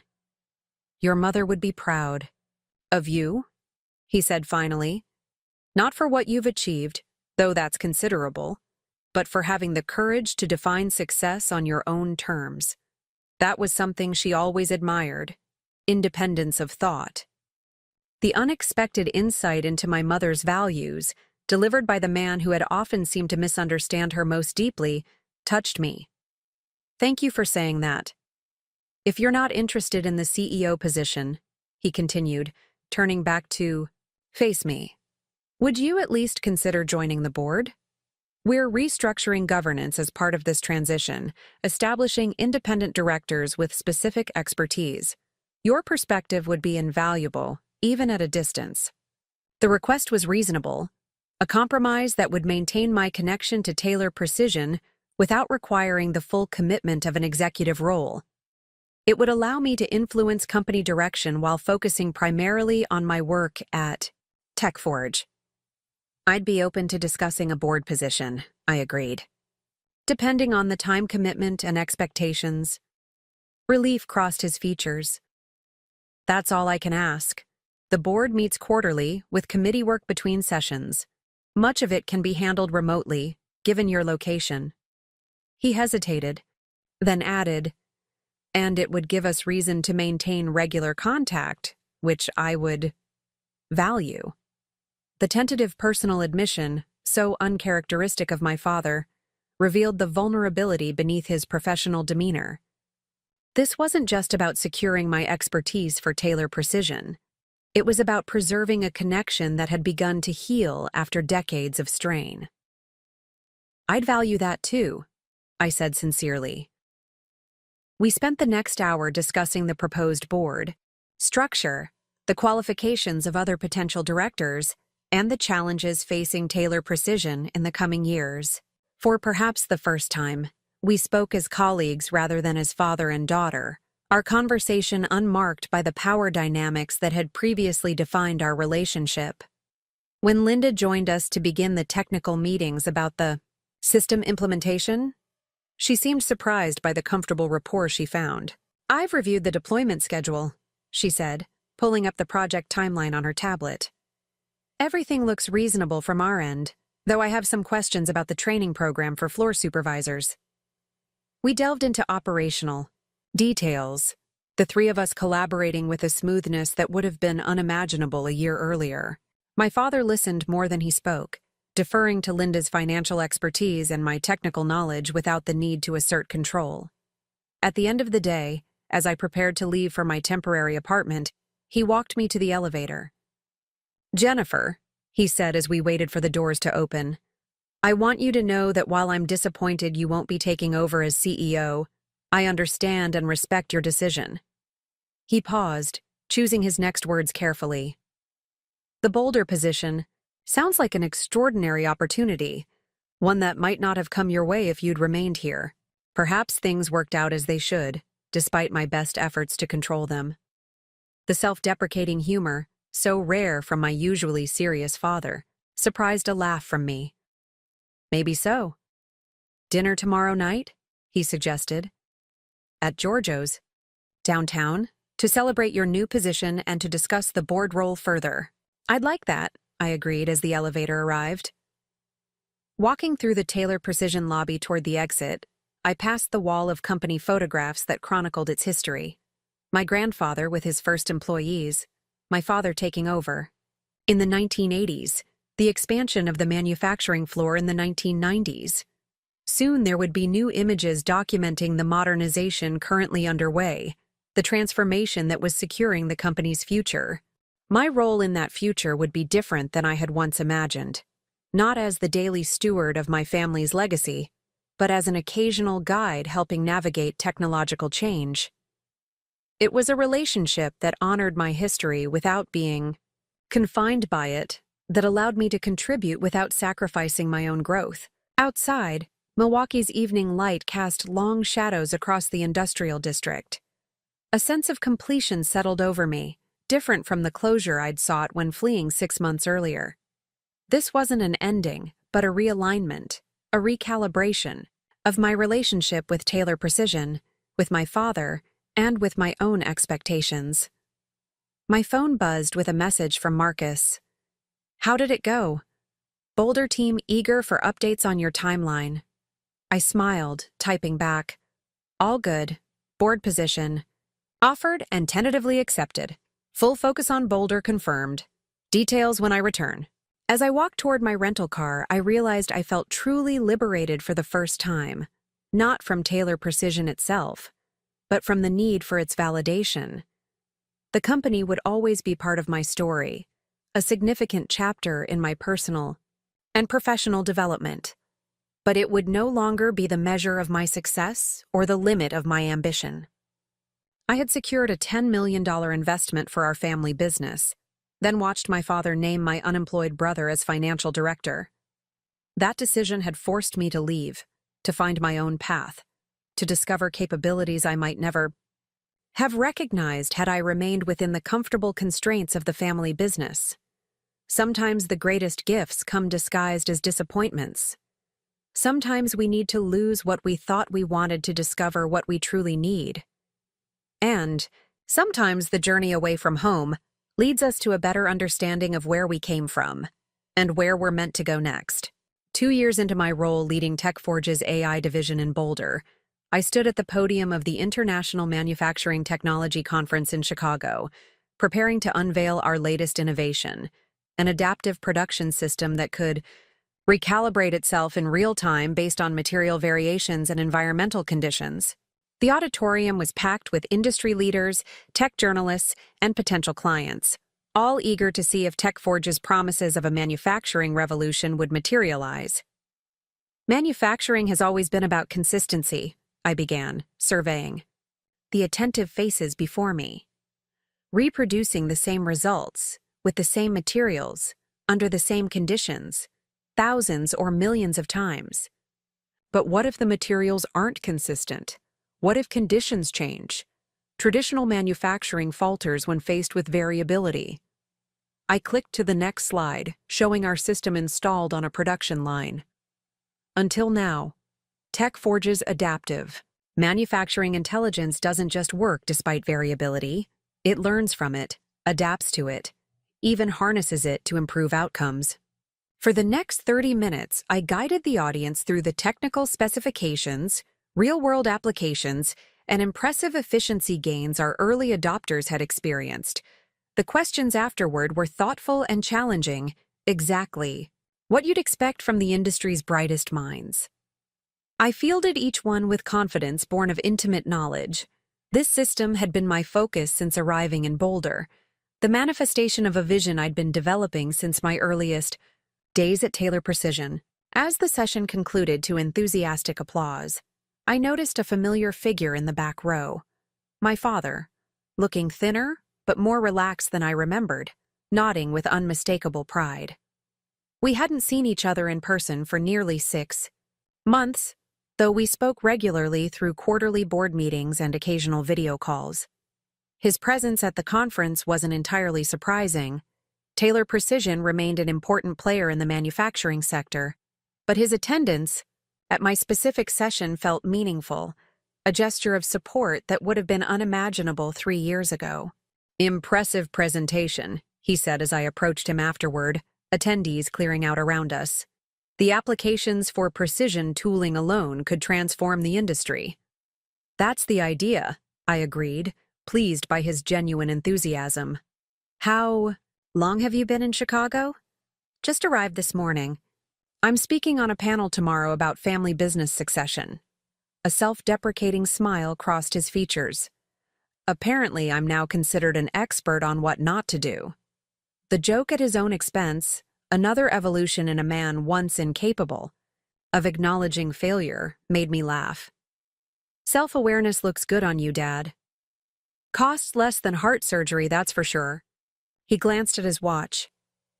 "Do you have plans for dinner? I'd like to discuss something with you if you have time." Dinner was arranged at a steakhouse overlooking the Chicago River, the kind of establishment where business deals had been negotiated for generations. As we settled into our booth, I noticed my father seemed nervous, unusual for a man who prided himself on unflappable confidence. "Everything okay?" I asked as the waiter poured our wine. "You seem preoccupied." He nodded, taking a deliberate sip before answering. "I've been considering some significant changes, both personally and professionally. I wanted to discuss them with you before finalizing anything." My curiosity piqued. "What kind of changes?" "I'm selling the house in Brookfield," he said, referring to the suburban mansion where I'd grown up. "It's too large for one person and, frankly, holds too many complicated memories." The news was unexpected but not shocking. The house had been my mother's project primarily, her taste evident in every room. After her death, my father had maintained it out of inertia rather than attachment. "Where will you live?" "I've purchased a condo downtown near the river. Something more manageable, closer to the office for the days I still go in." He hesitated, then added, "And I've been seeing someone for about 8 months now." This was genuinely surprising. Since my mother's death, my father had shown no interest in romantic relationships, channeling all his energy into the business. "That's wonderful," I said, meaning it. "Anyone I know?" "Margaret Chen. She's on the board of the Milwaukee Symphony. We met at a fundraiser last year." The name was vaguely familiar. A widow in her early 60s, if I recalled correctly, with a background in arts administration. Not at all the type of woman I would have expected my father to be attracted to, which perhaps indicated healthy growth on his part. "She sounds lovely. I'd like to meet her sometime." She'll be joining us for coffee after dinner, actually. He looked almost boyishly nervous. If that's all right with you. The consideration, asking my permission rather than simply arranging it, represented another shift in our relationship dynamics. Of course it's all right. I'm looking forward to it. He relaxed visibly, the conversation turning to safer topics. The conference schedule, mutual acquaintances in the industry, updates on Taylor Precision's operations. It wasn't until our entrees arrived that he circled back to his original purpose.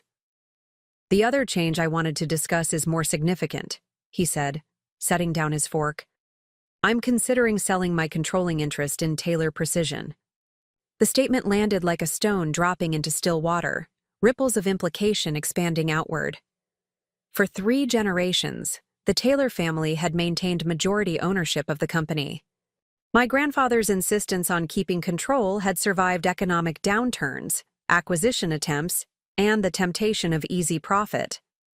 That my father would consider breaking this fundamental tradition was almost unthinkable. To whom? I managed, trying to process the magnitude of what he was suggesting. That's what I wanted to discuss with you. He leaned forward slightly. Gloria Patterson approached me about Cartwright Industries acquiring a majority stake.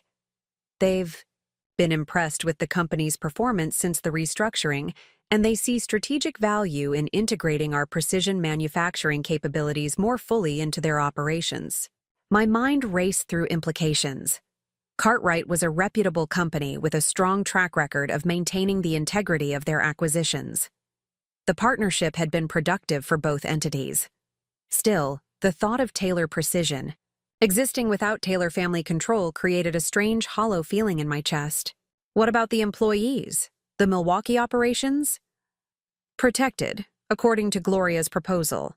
Cartwright values the expertise of our workforce and the efficiency of our modernized facilities.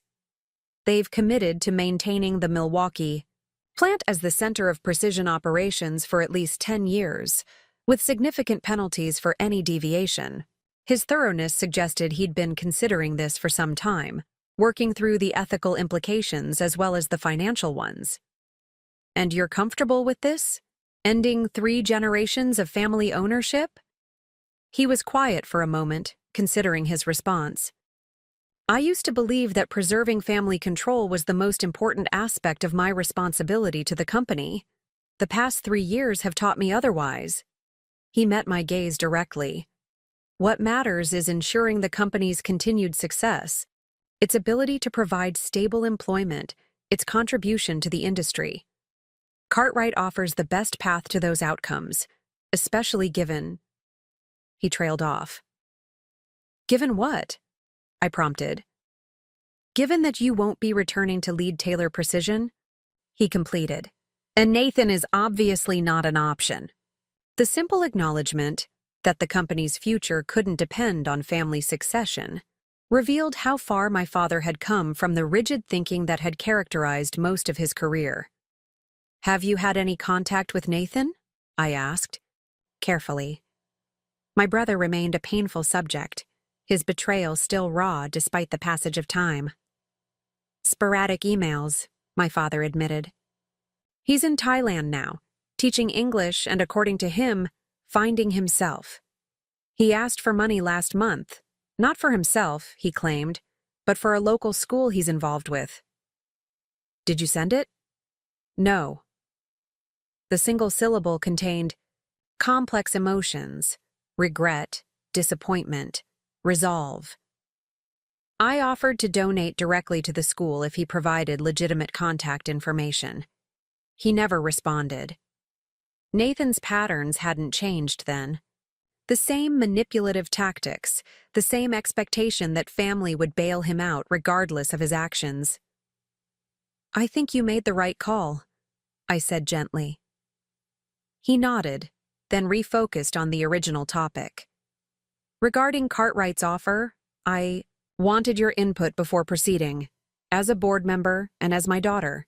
The decision affects your inheritance, obviously, though I've arranged for you to receive fair compensation regardless. The consideration was touching but unnecessary. Dad, My financial future is secure. I'm more concerned about whether this is truly what you want. Taylor Precision has been your life's work. Part of my life's work, he corrected. And perhaps not the most important part, though it took me too long to realize that. He took another sip of wine. The heart attack forced me to reconsider many things, including what I want from my remaining years. Running the company, even in a reduced capacity, no longer brings me the satisfaction it once did. I'd like to explore other interests while I'm still able.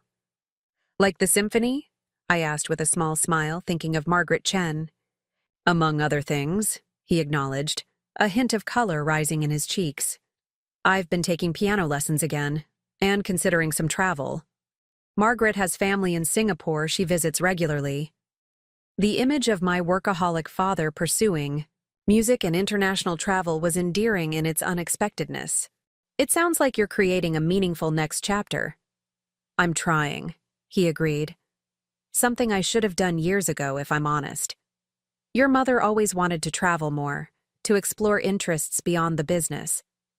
I was too focused on Taylor Precision to see the value in that balance. The reference to my mother, delivered without the usual tension that had characterized discussions of her since her death, indicated healing I hadn't realized my father had achieved. Mom would be happy to see you embracing new experiences, I said softly. He nodded, emotion briefly tightening his features. So, the Cartwright offer? What are your thoughts? I considered the question seriously, weighing sentimentality against practicality. If the employee protections are solid, and if you truly feel ready to step away, I think it could be the right move. Cartwright has been a good partner, and Gloria. Patterson has demonstrated genuine commitment to Taylor Precision's core values. Relief crossed his face. That's my assessment as well. I'll move forward with the negotiations then. He hesitated before adding, There's one additional aspect of the deal I haven't mentioned. Cartwright's acquisition offer includes a provision for TechForge to maintain privileged access to Taylor Precision's manufacturing capabilities for your AI implementations. Gloria was quite insistent on it, actually. The strategic thinking impressed me. Gloria ensuring that her son's company maintained advantageous manufacturing partnerships while acquiring a key supplier. That's a beneficial arrangement for both TechForge and Taylor Precision. I thought you'd see it that way. He smiled, some of his old shrewdness returning.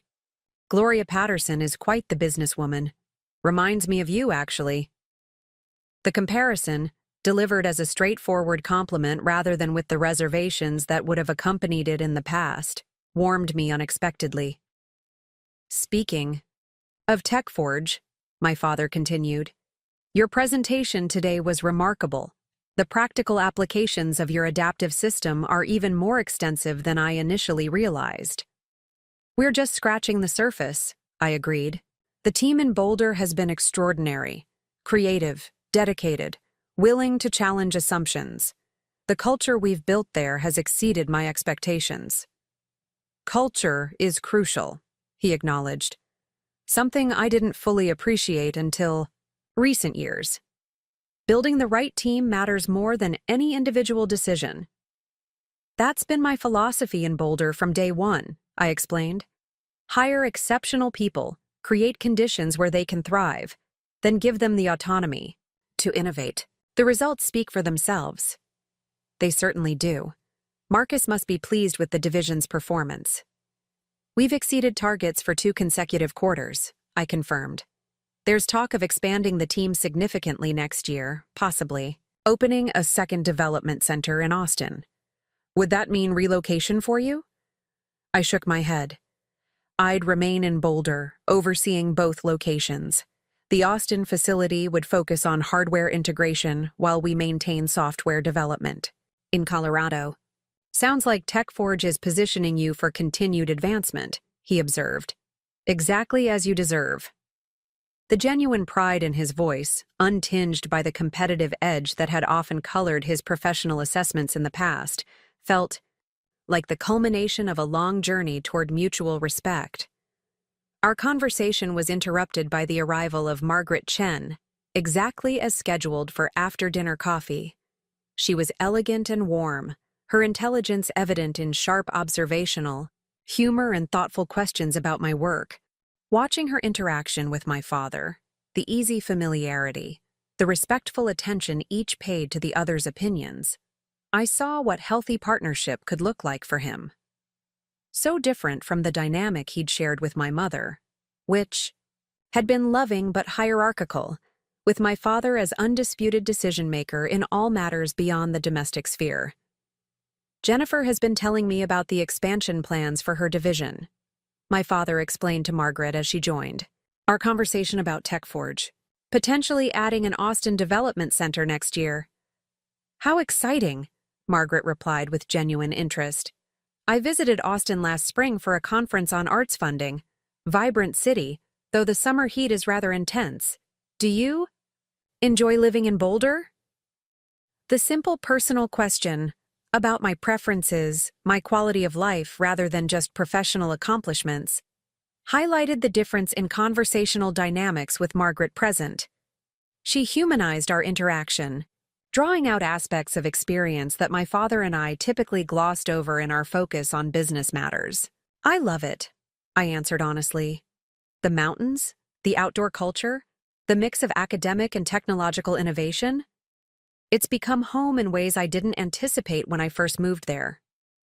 Home is where you can breathe most freely, Margaret observed. It took me years to realize that might not be where you were raised or where your family expects you to be. The insight resonated deeply. Boulder had indeed become the place where I could breathe freely, where my contributions were valued on their merits rather than measured against family expectations. As the evening concluded and we prepared to part ways, my father surprised me with an uncharacteristic embrace. I'm proud of you, Jennifer, he said quietly. Not just for your professional achievements, impressive as they are, but for having the courage to forge your own path. That takes a special kind of strength. The words, so longed for in my youth and young adulthood, washed over me with unexpected emotional impact. Thank you, Dad. That means a lot. I'll keep you updated on the Cartwright negotiations, he promised as we separated. And please let me know when you'll be in Milwaukee next. Margaret and I would love to have you over to the new place. I will, I agreed, watching as they walked away together, my father's hand resting lightly on Margaret's back as he guided her through the restaurant's exit. Back in my hotel room, I found myself reflecting on the evening's revelations. My father, selling his controlling interest in Taylor Precision, a new relationship, piano lessons, international travel, each development representing a profound shift from the man who had dominated my childhood and early career, rigid, work-obsessed, resistant to change. The transformation reminded me that growth wasn't limited by age or circumstance, that people could evolve in surprising ways given the right catalyst. For my father, that catalyst had been a combination of crisis and loss, Nathan's betrayal, the company's near collapse, his own health scare, followed by the unexpected gift of a second chance. My phone chimed with a message from Sophia back, in Boulder. How did the presentation go? Conference buzz says you knocked it out of the park. I smiled, typing back. Went well. Big news, though. Had dinner with my dad. He's selling Taylor Precision to Cartwright Industries. Her response came quickly. Whoa, end of an era. How do you feel about it? The question gave me pause. How did I feel about the family company moving beyond family control? About the definitive closing of the door on what had once been my expected future? Surprisingly okay, I replied after consideration. Maybe even relieved. It feels like the final step in a healthy separation, for both me and my dad. Freedom, Sophia texted back. For both of you. Her simple assessment captured the essence perfectly. My father was freeing himself from the burden of maintaining dynastic control, from the weight of continuation for its own sake. And I was being freed from the last vestiges of obligation, the lingering sense that someday I might need to return to fulfill family expectations. The next morning, I arrived early at the conference center to prepare for a panel discussion on integrating AI into traditional manufacturing environments. As I reviewed my notes in a quiet corner of the speaker prep room, Gloria Patterson appeared beside me, immaculate as always in a tailored suit, her silver hair arranged in its characteristic elegant style. "Jennifer," she greeted me warmly. "Excellent presentation yesterday. Your adaptive system is exactly the kind of innovation we hoped might emerge from the TechForge-Taylor partnership." "Thank you," I replied, setting aside my notes. "I understand you've been discussing a more permanent arrangement with my father." She nodded, taking the seat beside me. "Richard approached me about the possibility several weeks ago. We've been exploring whether it might serve both companies' interests." Her direct approach, free of pretense or manipulation, was refreshing in an industry often characterized by strategic ambiguity. "I wanted to speak with you personally to ensure the potential acquisition wouldn't create any discomfort given your unique position. I appreciate the consideration," I said sincerely, "but I support the direction if it's what my father wants. Taylor Precision will benefit from Cartwright's resources and market position. And your continued involvement as a board member? Would that remain comfortable for you if ownership changes hands?" I considered the question carefully. I believe it would. My connection to Taylor Precision has evolved into something more professional than personal. I value contributing my expertise, particularly regarding technological integration, regardless of who holds controlling interest. Gloria studied me for a moment, her sharp eyes assessing. "You've achieved remarkable clarity about your relationship to the family business. Not everyone manages that transition so gracefully." "It wasn't always graceful," I admitted with a small laugh. "But time and distance provide perspective that's impossible when you're in the middle of it all." "Indeed." She glanced at her watch, a subtle, expensive timepiece that complemented her understated elegance. "One additional matter I wanted to discuss.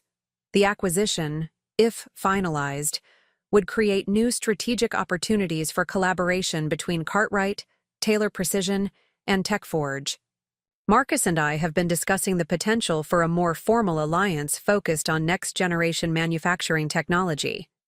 The business implications were intriguing.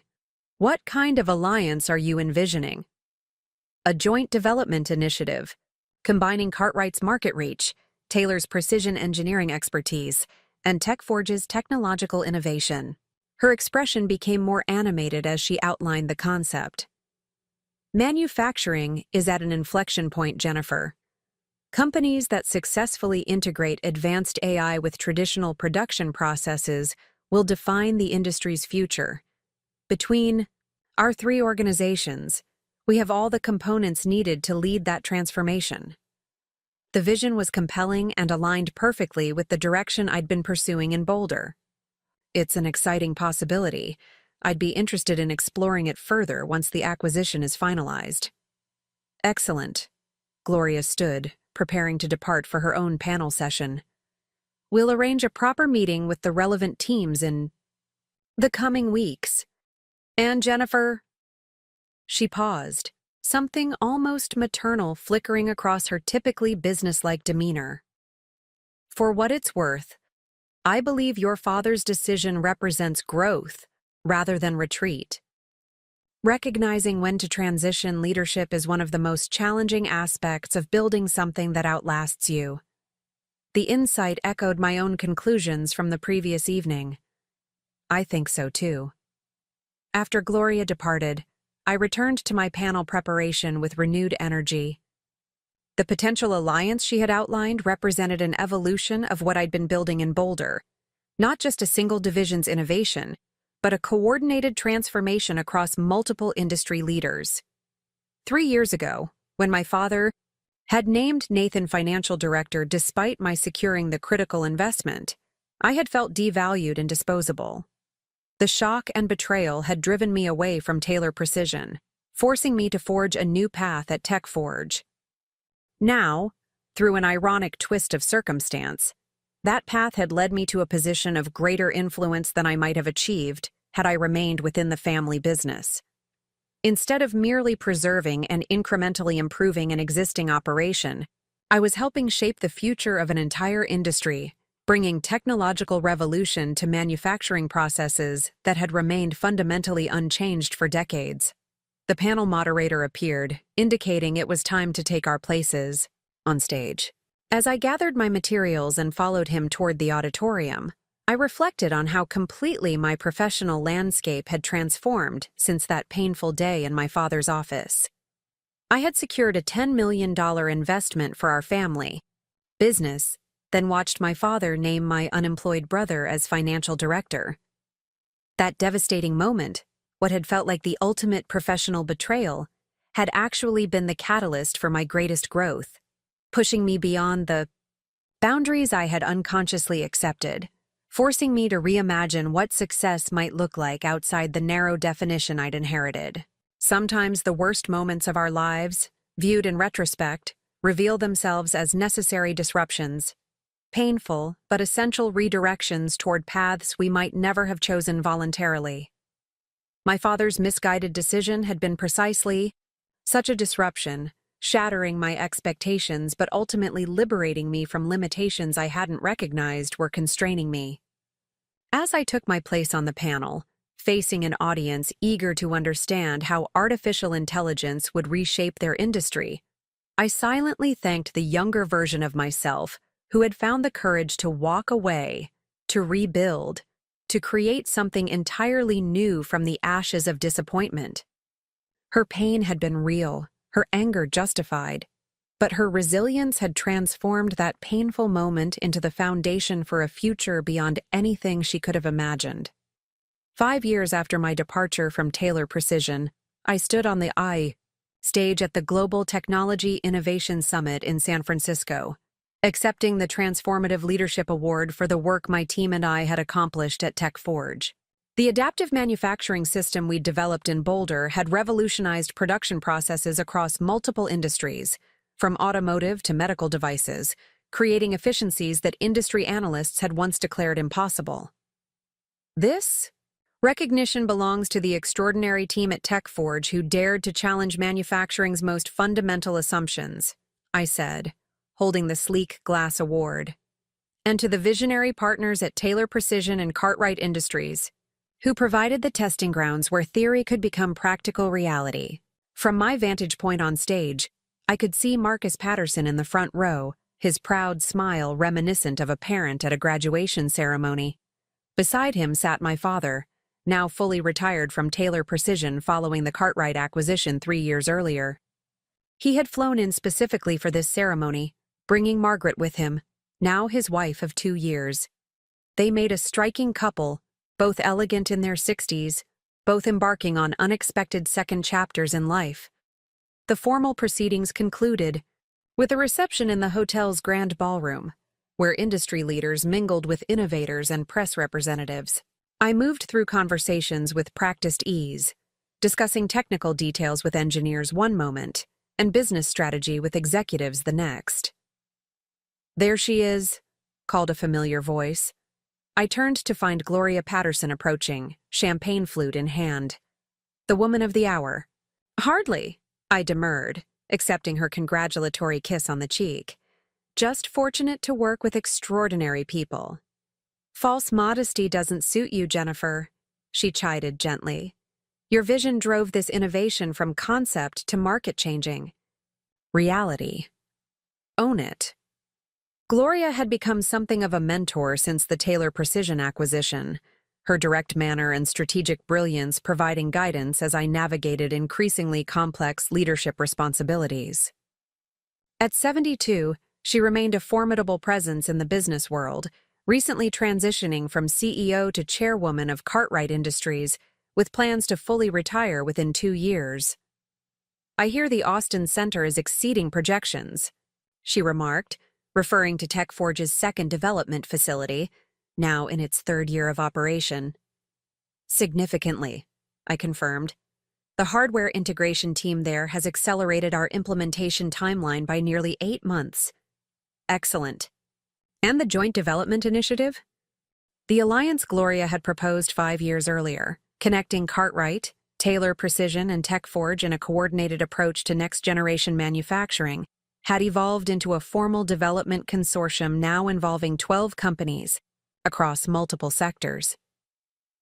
The consortium's collective patent portfolio has doubled in the past 18 months, I reported. The combinatorial approach is yielding innovations none of us could have achieved individually. She nodded, satisfaction evident in her expression. Precisely as we envisioned. Her gaze shifted to something over my shoulder. Ah, and here comes your father. I'll leave you two to celebrate. My father approached as Gloria departed, his gait slightly slower than it had once been, but his posture still commanding. At 68, he remained physically fit, though his formerly dark hair had given way entirely to distinguished silver. Congratulations, Jennifer, he said warmly, embracing me with genuine affection, a gesture that had become more natural between us over the years. A well-deserved recognition. Thank you for coming, I replied, truly touched by his presence. How was your flight? Smooth enough. Margaret slept through most of it. He gestured toward his wife, who was engaged in animated conversation with Marcus across the room. She's been working too hard on the symphony's fundraising gala. Exhausted. Herself. She looks wonderful, I observed, noting Margaret's elegant appearance and energetic demeanor despite the claimed exhaustion. She is wonderful, my father agreed with unabashed admiration. Reminds me daily that there's more to life than balance sheets and production quotas. He paused, his expression growing more serious. Speaking of which, I visited the Milwaukee plant yesterday before flying out. The timing surprised me. Any particular reason? Linda asked me to consult on a legacy issue with the pension program, but really, I think she just wanted me to see how well everything's functioning under Cartwright's ownership. A mixture of emotions crossed his features: pride, nostalgia, perhaps a touch of melancholy. The modernization has continued impressively. Production volumes are up nearly 40% since the acquisition, with the same core workforce. That was always the goal, I reminded him gently. Growth that benefited everyone, not just shareholders. He nodded, acknowledging the philosophical shift that had occurred in his thinking over the years. It's strange to walk those floors as a visitor rather than an owner, he admitted. But satisfying, too, seeing something you built continue to thrive even as it evolves beyond your original vision.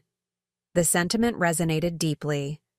I had experienced similar emotions watching my initial work in Boulder expand and transform through the contributions of talented team members, each bringing their unique perspectives and innovations.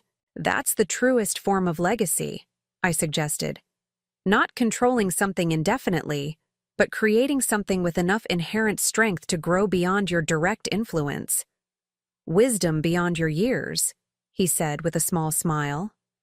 Though, I suppose at this point you've earned every insight through direct experience. Our conversation was interrupted by the approach of a journalist from Manufacturing Technology Review, requesting a brief interview about the award and TechForge's future directions. My father smoothly excused himself, promising to reconnect. Later at the family dinner we had planned following the reception. The interview flowed easily, covering ground I had discussed many times before: our technological approach, implementation challenges, future development priorities. As we concluded, the journalist asked a question I hadn't anticipated. Given your background with Taylor Precision and now your success at TechForge, what advice would you give to others navigating family business dynamics while pursuing their own professional path? The question gave me pause, requiring reflection, on a journey that had begun with pain and betrayal, but evolved into something far more nuanced and ultimately rewarding. I would say that family businesses contain unique challenges precisely because the professional and personal dimensions cannot be fully separated, I began carefully. The decisions made in boardrooms ripple through holiday dinners, and childhood dynamics inevitably influence workplace interactions. I glanced across the room, where my father was now engaged in conversation with Marcus, both men laughing at some shared observation. But I would also suggest that the most destructive patterns occur when family members, and particularly family leaders, confuse loyalty with competence, tradition with strategy, or control with success. The healthiest family businesses recognize that sometimes the greatest contribution one generation can make to the next is creating space for independent growth, even if that means stepping aside or letting go entirely. The journalist nodded, apparently satisfied with the response. And in your case, it seems that independent path led to even greater success than might have been possible within the family business structure. Different success, I corrected, gently. Not necessarily greater. Running Taylor Precision would have been challenging and rewarding in its own way. Leading TechForge's AI division offered different opportunities, different challenges. The point isn't that one path was superior to the other, but that I found the right path for my specific talents and aspirations. After the reception concluded, our small family group, my father and Margaret, Marcus and I, gathered at a renowned restaurant overlooking the bay. The setting sun cast golden light across the water, creating a tranquil backdrop for our celebration. To Jennifer, Marcus proposed, raising his glass once we were settled, whose vision and leadership have transformed not just TechForge, but an entire industry approach to manufacturing technology. And to connections that transcend traditional boundaries, added my father, joining the toast. Family and professional, past and present, competition and collaboration. The sentiment captured perfectly the complex web of relationships that had emerged from what had once been a simple family business story. My father and Marcus, once representing competing claims on my professional loyalty, had developed genuine respect and even friendship. Taylor Precision and TechForge, initially positioned as my past versus my future, had become integrated partners in technological innovation. I have news to share, Marcus announced as our main courses arrived. News that connects directly to our toast. He glanced at me with a mixture of excitement and apprehension. The board approved it this morning, but I wanted to tell you in person before making it official. Tell me what? I asked, curiosity piqued by his uncharacteristic hesitation. I'm stepping down as CEO of TechForge next quarter, he revealed, moving to executive chairman, focusing on strategic direction rather than daily operations. The announcement was unexpected, despite Marcus being in his early 60s, an age when many executives began considering succession. TechForge was very much his creation, his vision brought to life through determination and innovation. That's a significant transition, I observed carefully. Is this something you've been planning for a while? About a year, he confirmed. The company has reached a scale and maturity that requires different leadership for its next phase, and I've been feeling the pull toward broader industry initiatives rather than operational management. My father nodded with understanding. The same realization I came to, though perhaps with more external prompting, he acknowledged, referencing his heart attack. There comes a point when continuing to hold the reins tightly serves neither the organization nor yourself. Exactly, Marcus agreed. Which brings me to the second part of my announcement. He turned to me directly. The board is unanimously recommending you as my successor, Jennifer. We believe you're the right leader to guide TechForge through its next evolution. The offer landed with unexpected emotional impact. CEO of TechForge, a company I had joined as a refugee from family business dynamics, now potentially mine to lead in its entirety. The symmetry was striking. The position I had once expected to hold at Taylor Precision now offered in a different context, with a different company, through a path I could never have anticipated. I'm honored, I said sincerely, collecting my thoughts. And somewhat surprised, though perhaps I shouldn't be. You shouldn't, Marcus confirmed with a smile. You've been on the leadership track since you arrived. The success of the AI division accelerated the timeline, but this has been the direction for some time. My father reached across the table to squeeze my hand briefly. Congratulations, Jennifer. Well-deserved recognition of everything you've built. Margaret, who had been quietly observing the exchange, offered her own perspective. How wonderful to see genuine merit rewarded. In my experience on nonprofit boards, succession too often defaults to seniority rather than identifying the most capable leadership. There's a formal process, of course, Marcus continued. External candidates will be considered for due diligence, but the board's preference is clear, assuming you're interested in the position. I am, I replied, the certainty solidifying as I spoke. Very interested, though I'd want to ensure continuity for the AI division and the consortium initiatives. Marcus nodded. We'd work through those details during the transition period. I'd remain actively involved as executive chairman, particularly with external partnerships. As the conversation shifted to implementation questions, timing, announcement strategy, transitional leadership for my current division, I found myself reflecting on the strange circularity of my professional journey.